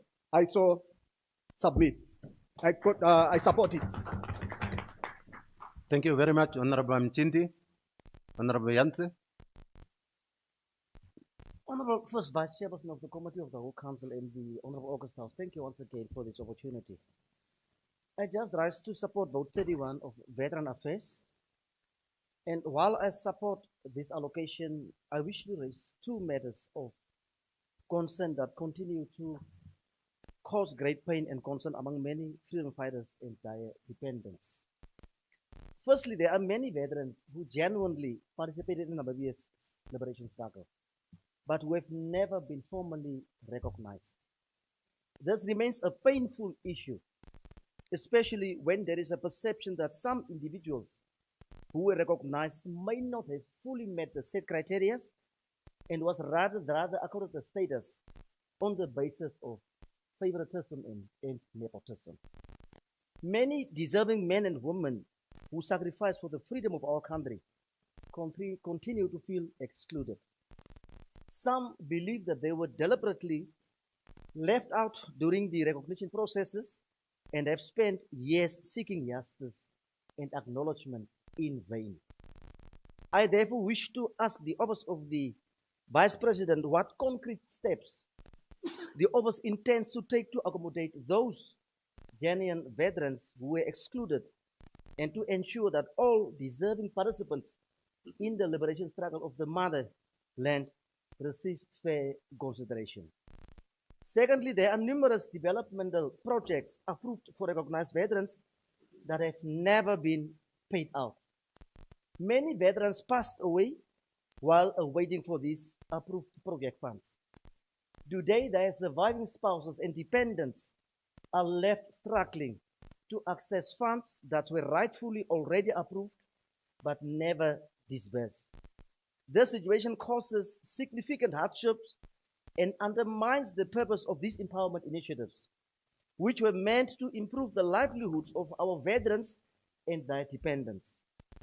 I therefore request the responsible office to clarify the way forward regarding the payment of all outstanding approved projects and to indicate how the ministry and the line office intends to assist surviving spouses and their dependents to access these funds without unnecessary delays. Honorable First Vice Chairperson, our veterans made tremendous sacrifices for the independence and freedom that we are enjoying today. It is our duty as leaders to ensure that all the deserving veterans are recognized and that commitments made to them are honored accordingly. With these remarks, I support Vote 31 and urge all stakeholders to address these outstanding issues as a matter of urgency. I thank you. Thank you very much, Honorable Yantse. Honorable Chabeunja. Thank you, Honorable First Vice Chair, the Committee of the Whole Council, Honorable members. I also rise just to do a small contribution on the Veterans Affairs vote. Equally, I don't know, maybe because we are sitting adjacent to each other, my brother have done somehow partly justice to what I was trying to say. Because I have picked up one thing that we are more concentrating on people who were in exile. There were people who were in this country who have equally participated, maybe even better than that, because Pohamba used to say, not everybody who was outside went to liberate. Some of them went to have boyfriends and girlfriends outside. So the understanding is that seriously, we need to reconsider these things. I want us to come up, because the ambiguity that you find in this, especially also us as regional council have been put against veterans because they are here and there been referred to us as constituency councillors. Go to your constituency councillor. They are knocking at our doors. So my plea is just that maybe we need to revisit the, especially even those ones who have to appeal, just for them to be given the necessary attention and being convinced why or how they do not qualify to be veterans. Another thing, Honorable First Vice Chair, that really disturbed me, I think I shared recently with few of my veterans here also. When you find a video of one of your people who went to the extreme, contributing to the liberation of this struggle, and the person is homeless, suffering, and we are eating bed and breakfast every day, it's a serious challenge. There was somebody, I don't know, luckily somebody interviewed in the north, it's just that it did not really take the region, but I think it's one of the northern region. What I want is that maybe the ministry also need to see to it that most of these people, I have seen with soccer players, normally some of us who are soccer fanatics, in England, there are people who have been playing for their national team. Up to date, they have been taken care of. As long as you have created that status of being a legend or whatever of that, people make sure that you have a decent living, a decent place where you live until you passed on. And I also don't buy the idea of saying maybe we need to revisit some of these things. Somebody who have then qualified, the whole process was done, and in between the person passed on. We need to differentiate that person, as we are saying that this cannot be transferred to either your wife or your children. But if the process was already ongoing, what is so difficult just to cater? Because at the end of the day, as much as that person went and fought for us who are sitting here, it was also for the benefit of his spouse and the children. How are they going to benefit if we are saying the act is saying that only for the main beneficiary? So those are some of the things that we need to But seriously, as Honorable Hamunjiji has said, this is something that is very close to most of our heart. It's something that we really want to make sure that our veterans have been given the necessary attention and have been given the necessary. I know it was voluntary, but whether you want it or not, you cannot just expect somebody to suffer who have brought the liberation that we all are enjoying today. So with that submission, Honorable First Vice Chair, I only want to say that let's the ministry please go back to the drawing board. If it is that we have to re-interview people, because at sometimes these people also were interviewed by people who don't even know them. It was just a committee that was set up, but these people have people who can attest, especially those who were locally participating, not going aboard as the others have went aboard. So with that submission, seriously, I'm only begging that let's revisit this. Let's make sure that we satisfy. I'm also happy that I'm picking up that there is a big amount of people that are already on the list to be paid according to the contribution of the honorable member there. So, but really, let's make sure that we satisfy most of our veterans. The good thing, the rest assured, people who were here talking about Kufut and all the other things, they went home. We sent them home just because of those words. So we are now safe. We will not mention those things. Those submission I support vote 31. Thank you very much, Honorable Chavawinja. Honorable Nkete. Thank you, Honorable First Vice Chairperson of the Committee of the Whole Council. A contribution already, most of them touched by Honorable Amjidi and hammered by Honorable neighbor here, Chavdeonja. Only for, I would like first to appreciate the extent to support the vote 31 for Veterans Affairs, 1,522,500,000, with warm appreciation to our freedom fighters' sacrifice to liberate this country.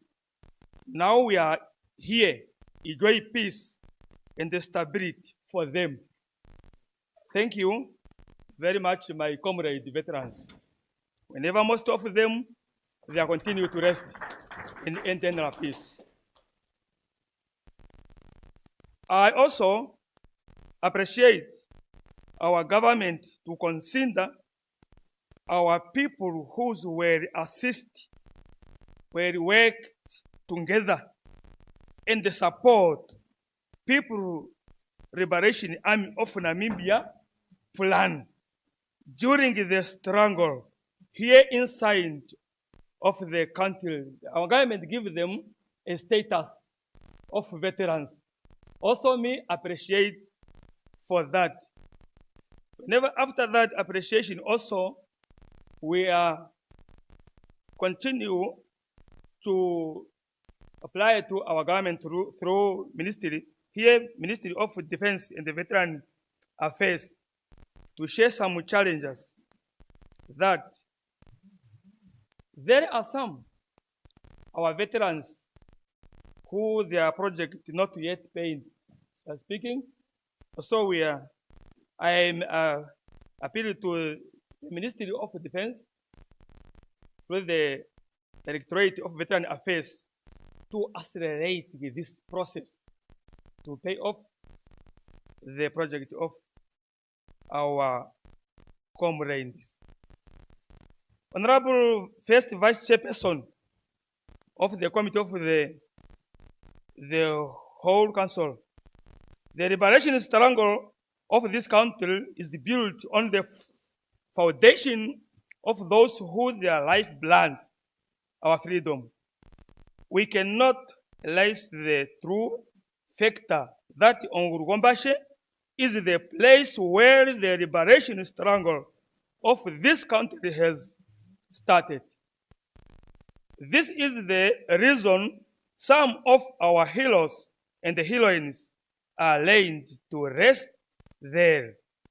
We need to upgrade this area to a certain level and even create or establish one of the learning institution, and addition museum to attract tourism, which will benefit our country. To keep this historical shrine place alive. Honorable First Vice Chairperson of the Committee of the Whole Council, as my neighbor here touched it, I repeat this one. Our inside the veterans, some of them, they are still frustrated. Most of them now they have become very old senior citizens. Whenever this comes to interview them, in front of them, their ability, their bond is not able to respond. Therefore, I am also request with the honor and the respect our director, this Directorate of Veteran Affairs, also to relook the policy, make it appropriate to Asenia. With these few remarks, I will so support and submit. Thank you very much, Honorable Nkete. Honorable Kwoko.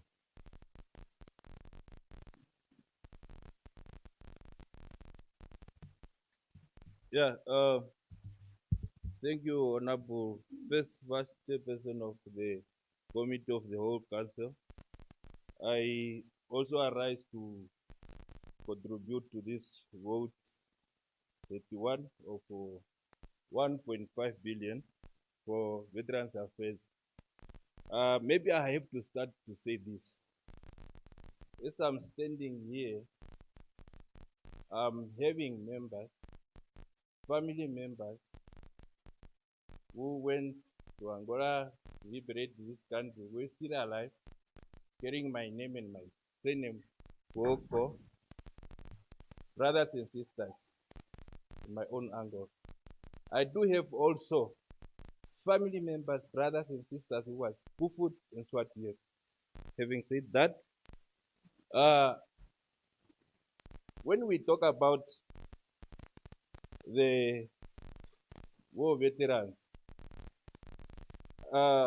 those people, they, as per the act which was drafted, maybe it's copied somewhere and bring to our constitution here, is that those people, they have to get their benefits as per that act. But now, the money which is intended to them, it's not reaching them. As we heard here, that project is not yet paid out. And some of them, they are not yet registered. They are there. And even some of the regions, it's ignored. Maybe it was said that maybe only those people who stand there and they don't know the people. In Kunene, we have them whom we know that these people, this person was giving food, was transporting people to go and fight. But yet, with names even, yet they are not registered or recognized. Even sometimes if they go there, they are used to be informed. You must first become a member of SWAP. That is, it's there in Kunene. We can find out. It is not that it was not the matter on the ground. You have to assist those people who come in the country in having that mind of to assist our people who liberate this country, not to say that they will have to belong to a party. Yes. And the other thing is that as per the audit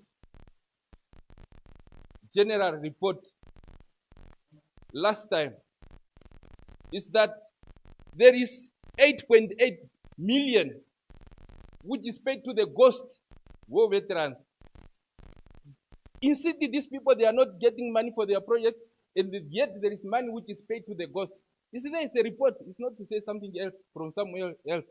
It's from the report of the Audit General, 2021. I think it was even in January. So for us, or for me here, that are having my uncles and those who participated but not yet paid for that money, and the money stake is paid to somebody who's unknown, it is uncalled for. So that money, even we're having people who's camping out of the swap office there, that money must be covered and pay those people who want their money also. Who was, I heard this was from the UN. Huh? They come there, they didn't get those money. So that 8.8 must be paid to those people at least. And one thing again, these people who was fighting each other is Namibian. Our brothers from inside, who put in Swatef is Namibian. The others from that side is also Namibian. They were brought together by the colonizers. But we are not thinking, yet we put an act here that we have to oppress them again, the Kufut. So they was given 36 million for them after they laid out, or maybe the war is finished, so that money must be paid to the Kufut. It must go back. You cannot eat 8.8 million meant for the veterans, war veterans, and again 36 million for the Kufut. So the government have to plan. And people are coming up because we don't have a date here.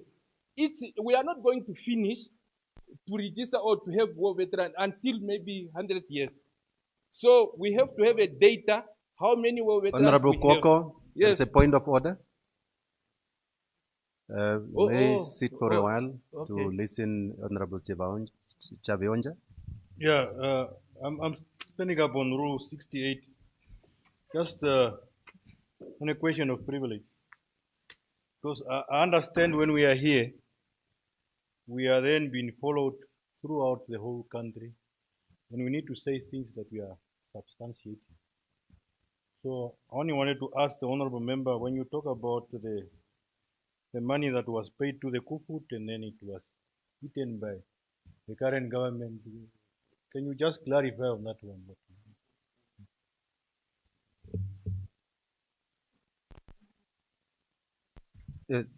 Thank you very much, honorable members.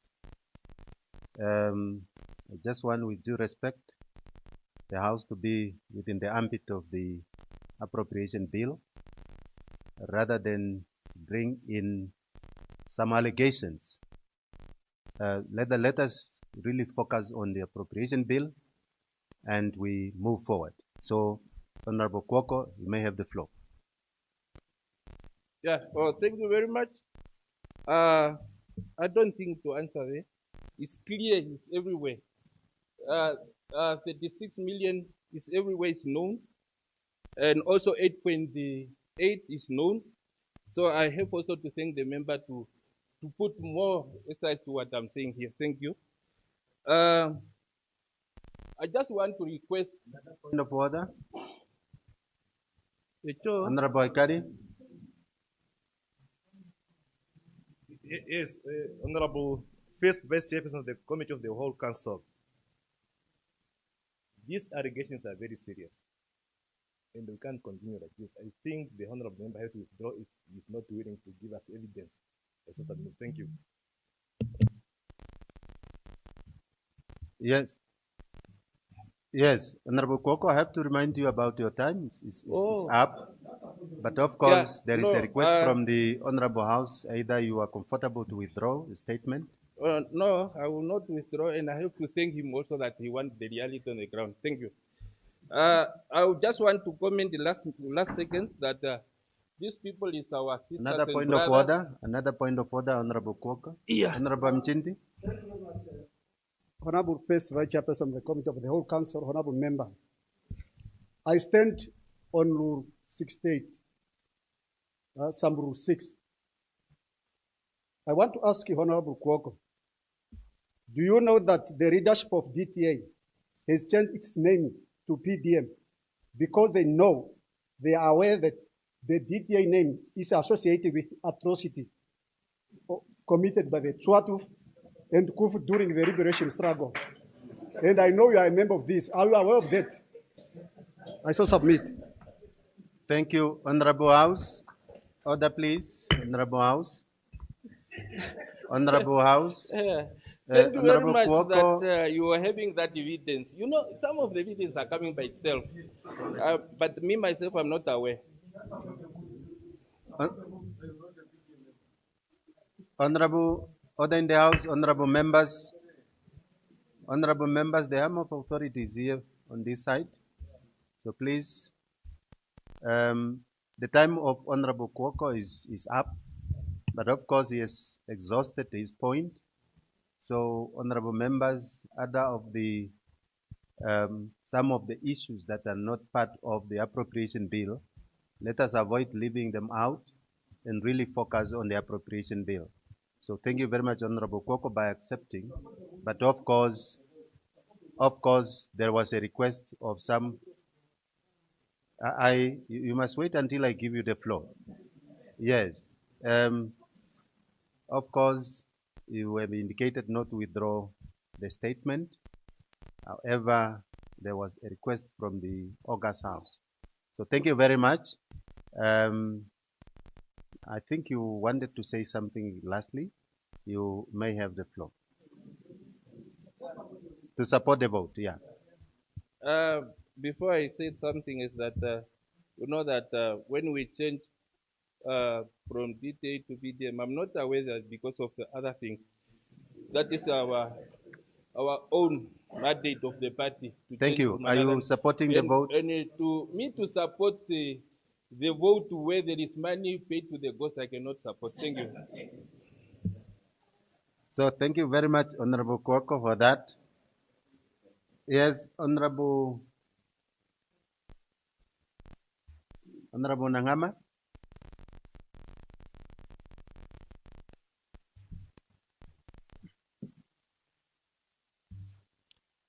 Okay, thank you very much, Honorable First Vice Chairperson of the Committee of World Council. I am also rising here in support of the vote 31 with that amount, but I have also a concern. Two concerns. The amount is too little in the sense that I have observed that there are many Namibians unregistered, uninterviewed that were in the war zone area. Most of our citizens that were in the war zone area, some of them are not registered and uninterviewed. For that one, I am also of the opinion or requesting our government to come up with another loan of registering these people who take part in the struggle of this country, in the liberation of this country, that and they are not yet registered. The other concern is that there are many graves that are scattering within the jungles. Most of them, many of them, they are known where they are. And there's nothing that is indicating that there is a grave here. That's why I'm saying the fund is very little. And I'm suggesting to our ministry or the government, if it's possible, why can't we repatriate the remaining of these people by having up a mass grave within a constituency or within a region, per region, so that we can repatriate this one and put in one grave. A report had been given to the relevant authorities, but nothing had been done. That is my concern, and that is my request for other round of registering people who are not registered, for other round of interviewing those people who are not yet interviewed. And we must also be very careful. Most of our people are not getting this veteran what? how you call it? That one. They are not getting this veteran recognition status because the people who are interviewed, our citizens, those are the kids who don't know about even struggle. They were not there. The free born, what do you call it? They're born free. How come they're born free to interview the veteran? We have to be careful. That is failing our people. And the most of people who are having veteran affairs or veteran recognition, some of them, they serious, they don't deserve that one. Thank you very much. I am in supporting of the vote, but with those concerns, I'm supporting and I'm so submitting. Thank you very much, Honorable Nangama. Honorable Sezuni.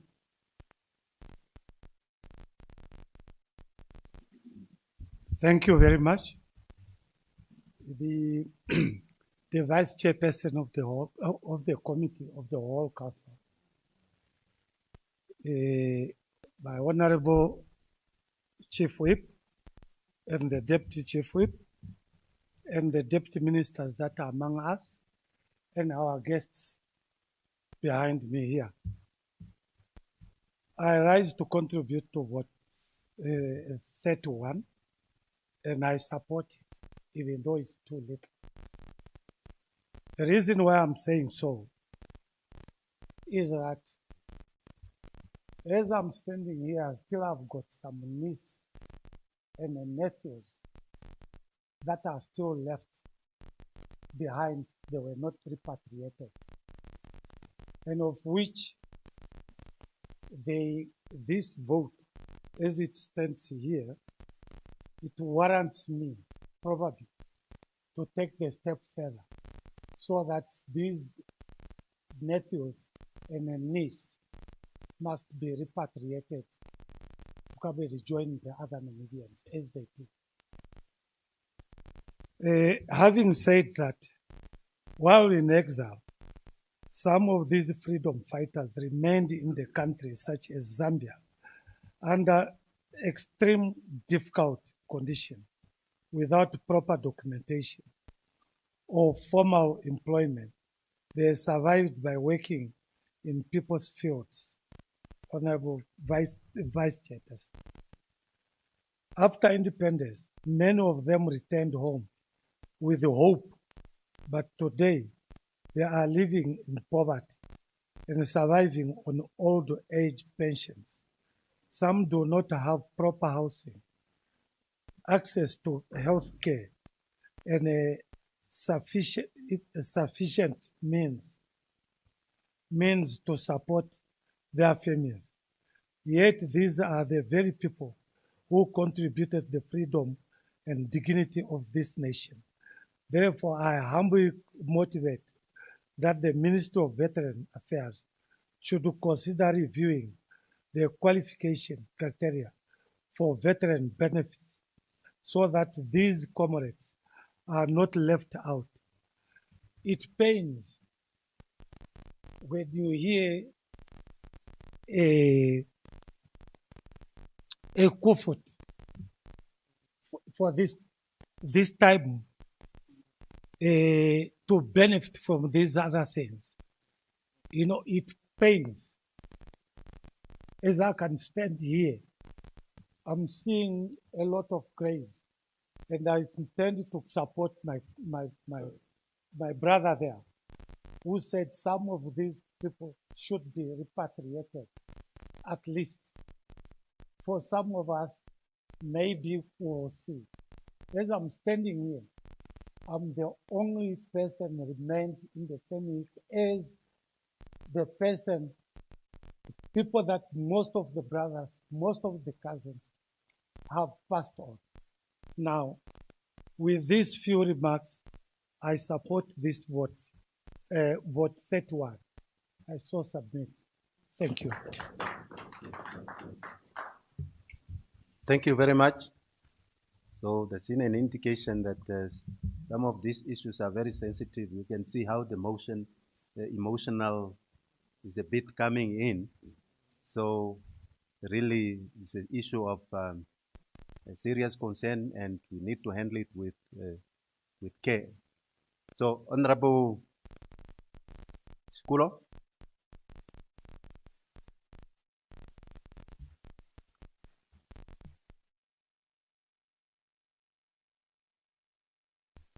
Thank you very much.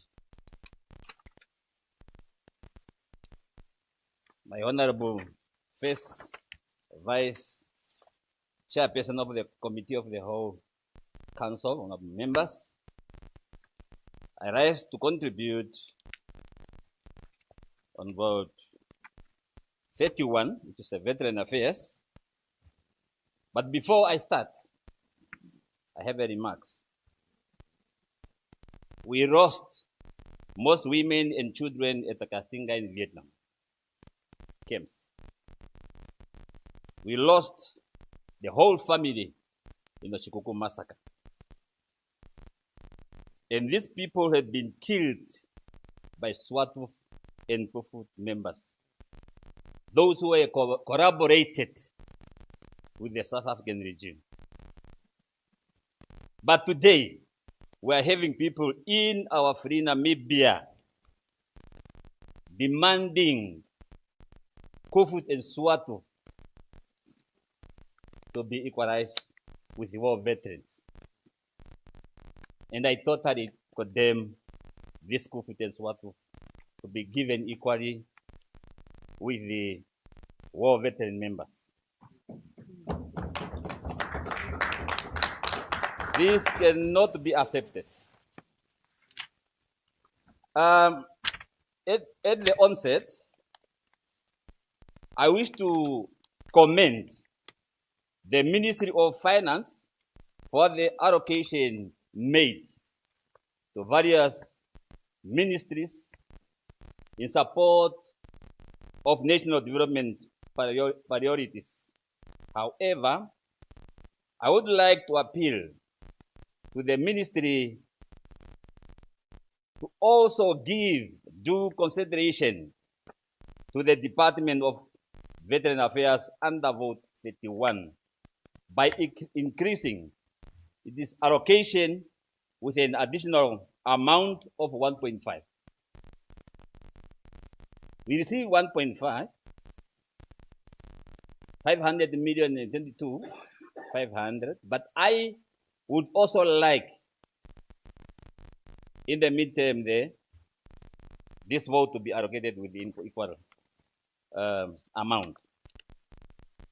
As a freedom fighter and as a war veteran myself, and the commander during the liberation struggle, I cannot allow the vote 31 to pass without raising key concern of our veterans and their families. I cannot do that. Maybe in this house, I'm only the one who carried a gun for almost 10 years in that side of the liberation struggle. If there's anyone here, maybe, I don't know, but in the last time, we were 3 here. I'm sorry if there's anyone, unless the prophet is water. Many parents and children who sacrificed immense during the liberation struggle, their relatives did not benefit anything from this program. While a number of beneficiaries have already been registered, the Department of Veteran Affairs is still processing many cases, particularly those who have since passed on before receiving assistance. Through radio program, the community engagement, veteran members continue to express this satisfaction regarding delays in the implementation of veteran projects and benefits, like the others have allotted. Honorable members, we recall that veterans of the liberation struggle are recognized and governed under the Act number 2 of 2008, which was enacted by Parliament in accordance with Article 56 of the Namibian Constitution. But there's nothing confident, sort of which you are now told here. There's nothing. This registration specifically recognizes those who participate in the liberation struggle, while excluded confident sort of members who serve force opposing Namibian independence. Honorable Deputy Chief Whip. Thank you. Conclude. Okay, I will support. Conclude. I'll conclude on this, Honorable Chairperson. Just I'm fully aware of the financial implication involved and constraint related to the availability of funds. Nevertheless, I believe that welfare and dignity of our liberation struggle veterans must remain a national priority. I support the vote and so submit. Thank you very much, Honorable Sikulo. Honorable Sikongo. Thank you, Honorable First Vice Chairperson of the Committee of the Whole Council, for according me a chance. I would also love to support the vote, but before I do that, I would love to concur with Honorable Amjindi and any other honorable member who said that this vote is not enough. 100% the vote is not enough. And I appeal to Honorable Memerika Shafuda, the Minister of Finance, in future to consider 3 billion for this, because if people could not fight, we could not sit where we are here today, honorable member, whether we like or not. Where were we during that time when this country was not yet independent? And therefore we must not forget these veterans. Their blood is really make the country holy. And for us to shine today, and it is because of them. I really want to support the vote and also contribute. And my contribution is, as we are sitting here and we are speaking here, there are still some of our freedom fighters who were buried in the jungle of Tondoro constituency. The grave were identified. One of them is at the Suni, and we alerted the Ministry of Veteran Affairs so that the remain can be taken where it belongs. Unfortunately, up to date, nothing was done, and it is painful. The Meme and the Tate who were traumatized by that death, what really happened was that the guy was killed, one had to run, and then this Kufut brought this body to this Meme and Tate.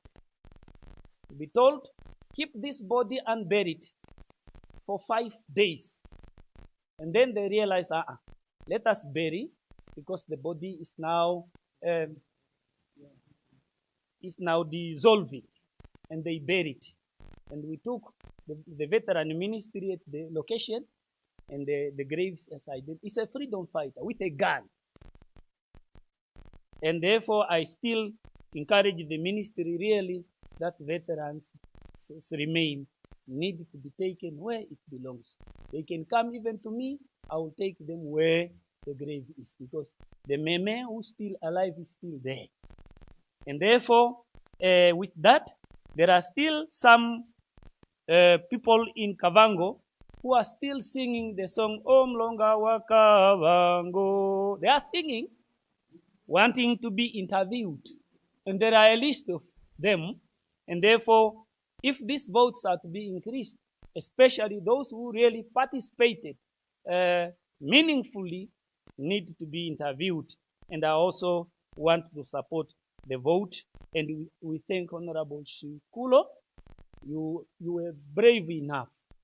We are happy you are still alive. And we are also happy that we are still with you. Keep up all the best. And please, I want to remind this house, let us keep our track. Let us keep to this document of ours, this Bible. Let us not get out, otherwise we will emulate the other house. I don't want us to go to the other house that are disappointing us. We are here. We know why we are here. The lower house. The lower house. Thank you. I so submit. Thank you very much. Thank you very much, Honorable Sikongo. Honorable members, any further discussion? Thank you. Any objection? I agreed to. Thank you very much. Honorable members, I shall now put vote 03. Am I correct?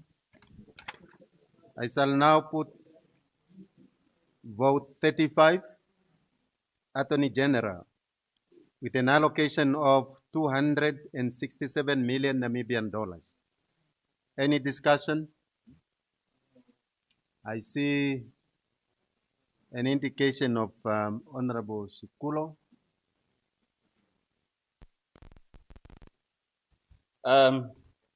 Thank you, Honorable First Vice Chairperson of the Committee of the Whole Council, for giving me this opportunity to contribute to vote 35, which is the Attorney General.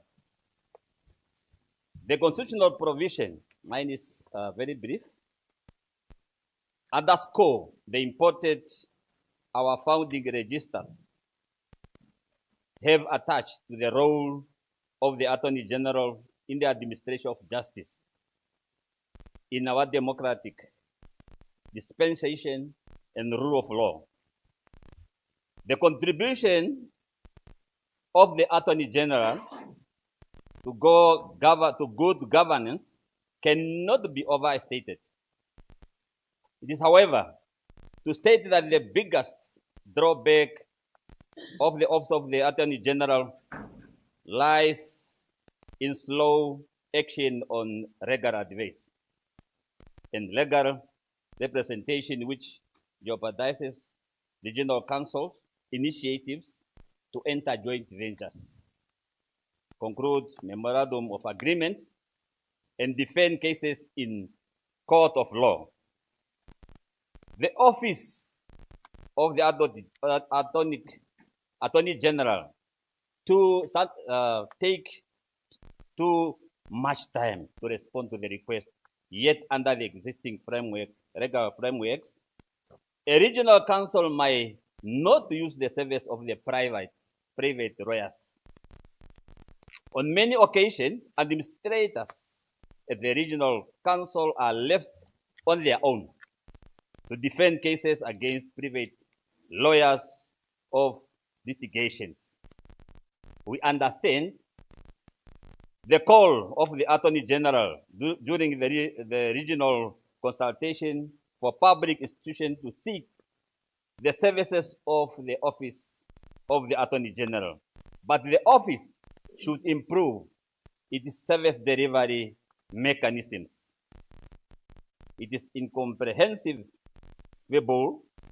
that the Attorney General takes more than 6 years to respond to a request from a public entity.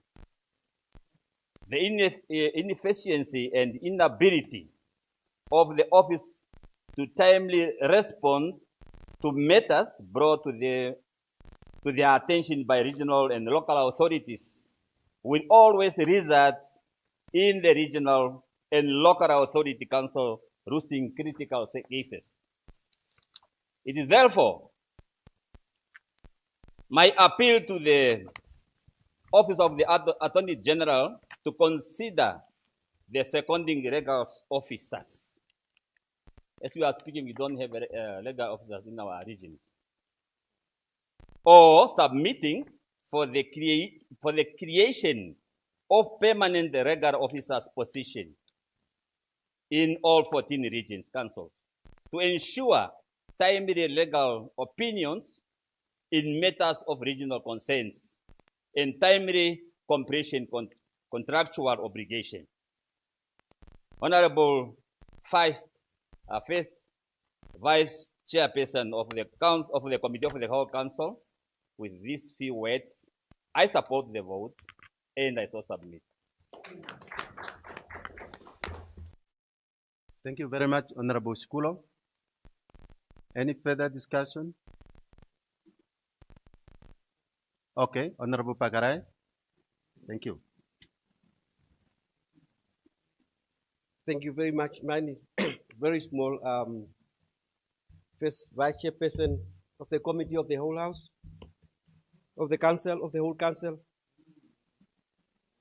And I'm glad that today in our gallery, SRC members are here. In Namibia, and I have a very fundamental aspect under this vote 35, and that is the UNAM and other institutions has produced enough lawyers in this country, and Namibians has also went abroad to acquire degrees or legal qualifications from highly profile institutions. However, if you look under the Attorney General, under the work being given to lawyers, which is either reviews of documents or legislation and commercial matters, where there could be major accusations, more work are being given to foreigners. More work are being given to foreign lawyers. And we need to address that situation. We cannot afford to have all this money that you are seeing here. Some of them, they go to South Africa, they go out because of those arrangements. And I want to bring it to the attention of the minister that a fair allocations of legal work to all Namibian legal expertise must be ensured. To make sure that also we groom and develop our own resources, actually in terms of the legal fraternity. Honorable First Vice Chairperson of the committee, this is one of the things that I just wanted to highlight, and as I'm endorsing and supporting the vote 35, so I submit. Thank you very much, Honorable Pagarai. Any further discussion? I see none. Any objection? I see none. Agreed to? Thank you very much. Honorable members, Honorable Chief Whip, vice versa, I shall now put vote 03, National Assembly,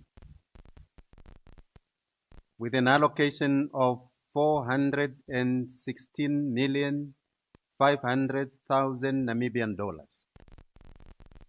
Any discussion?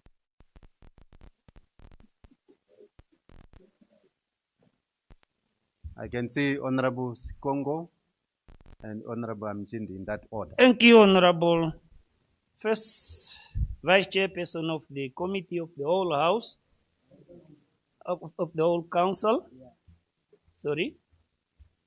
I rise to support the vote with a yellow flag. With a yellow flag. Why? Because we came for this appropriation bill, and we are about to conclude the appropriation bill. I thought we could come for 3 to 4 bills at a session, but to come for one only, knowing what is happening in the regions when it comes to development, I really feel disturbed. At my age, with one bill and go back day after tomorrow, I really want the lower house to redouble their effort. When we come next August, we want to see many bills. Not the story of 1-1. People fought for this country. We must not go on personal issues, arguing, battling. This house are not a house of battling one another. This is a house for us to be in order.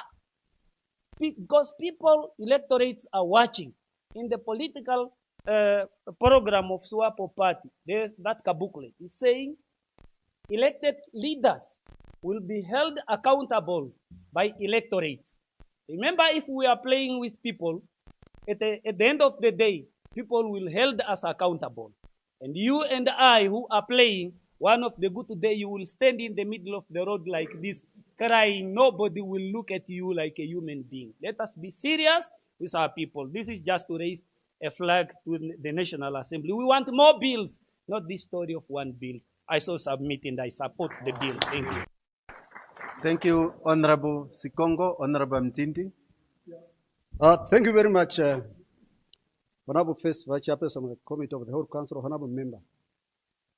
I wonder why the National Assembly given this amount compared to national accounts that are doing good for it. Because the National Assembly they are no longer lawmakers. They are question makers. Are we paying them because they are question makers?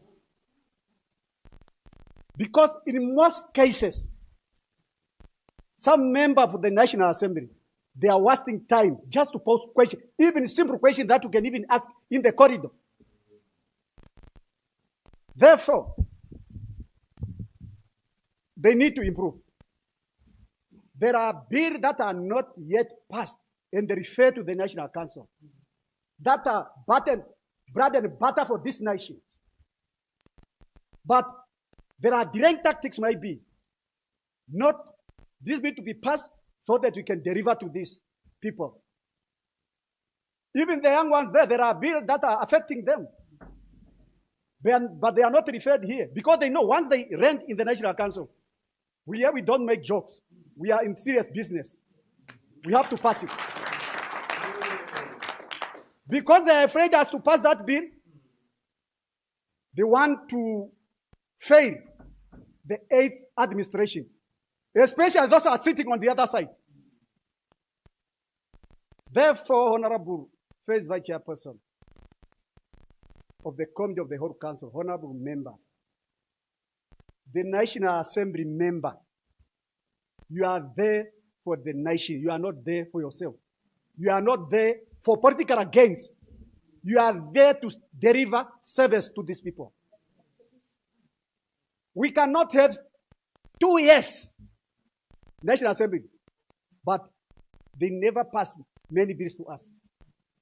This is a serious concern. And I call the Namibian electorates, scrutinize them. Come 2029, take an example to National Council so that we can make decision without any disturbance. We pass the road right. Yes. I so submit. Thank you very much.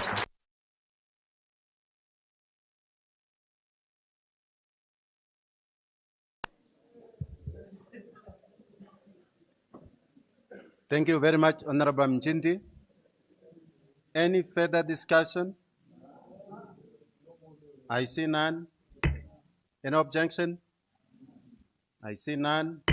Agreed to? Thank you very much.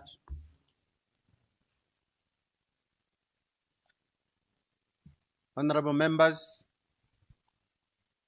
I shall now put clause 1, the schedule. Any discussion?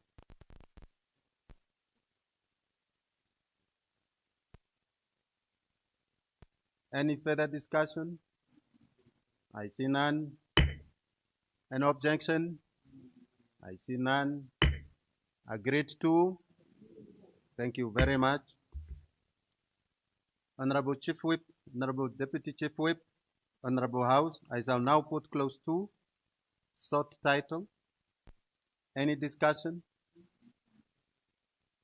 I see none. Any further discussion? I see none. An objection? I see none. Agreed to? Thank you. Honorable members, I shall report the bill without amendments.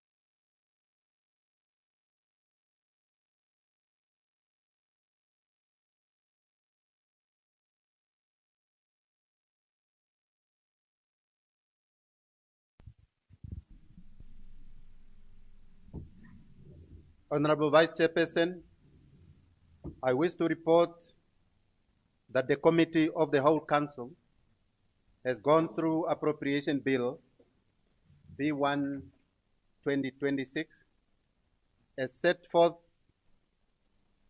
in the accompanying copy and agreed to it without amendment. I shall ask leave to sit. Thank you, Honorable. You may take your seat.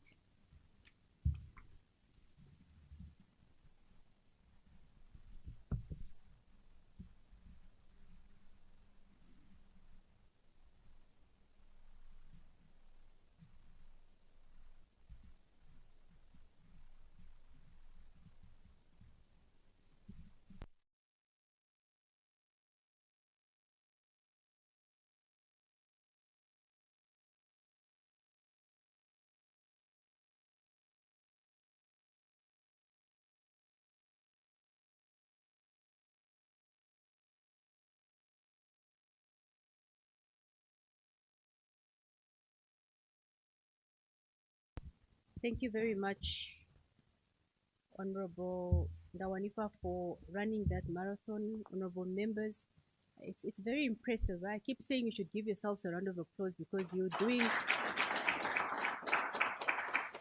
doing an extremely good job, and the nation is watching, and they heavily rely on whatever it is that we discuss in this house. Honorable members, before we move for the adjournment, just a reminder that immediately after session, we are expected to meet in conference room 4, G4, for us to commence with the session on the disclosure form information. Thereafter, we'll move to the meeting for the CPA group, and this is only for members who form part of CPA. And thereafter, the committee members who form part of Home Affairs are then required to meet. Their chairperson will lead that. And then at 1500 hours on the dot, we're expected to be in G4. Again, that will be the chairperson, the chief whip, myself, as well as the member that you have agreed upon to represent the various regions. With that said, honorable members, may I request that the deputy chief whip adjourns the house. Thank you very much. Thank you very much, Honorable Vice Chairperson. The House is adjourned until tomorrow morning, 9:30 sharp. I so submit. Thank you. Thank you very much, Deputy Chief Whip. The House stands adjourned until tomorrow, 19th May at 9:30 sharp.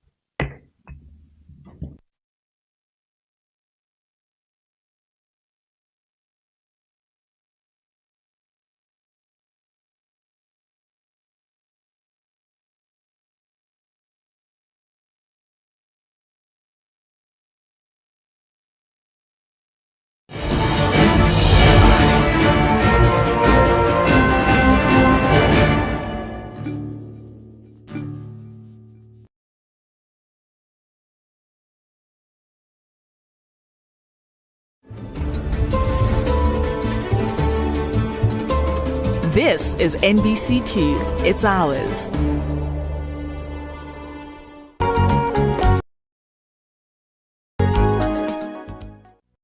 Six years after independence, Namibia continues to reflect on the progress made towards equality and opportunities for all citizens. Among the most important milestones has been the growing inclusion of persons with disabilities in the education system. Education is a game changer, is the greatest equalizer in social development, socioeconomic development, and so education opens doors for everyone, and through building the foundation, foundational learning, foundational literacy and numeracy, then you build on knowledge and skills in order to unlock your full potential to make a meaningful contribution later in life in the socioeconomic development of our country. Once again, education is a human rights issue. Everybody has the right to education. And there's no such thing as education for, or there should be nothing like education with disability, education for people. It should just be education. And we must try and learn from the issues of the past, stuff that we didn't address. Now, the success story of Joshua, there are many.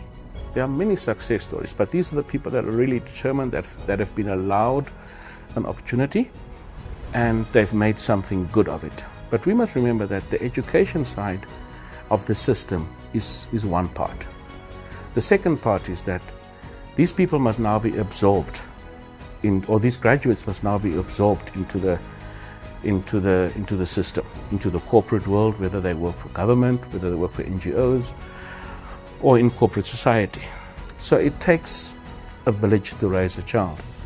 So the education part can be done. We can put everything into it. But once the student leaves the educational institution, obviously they will be employable because they've graduated. So we must now change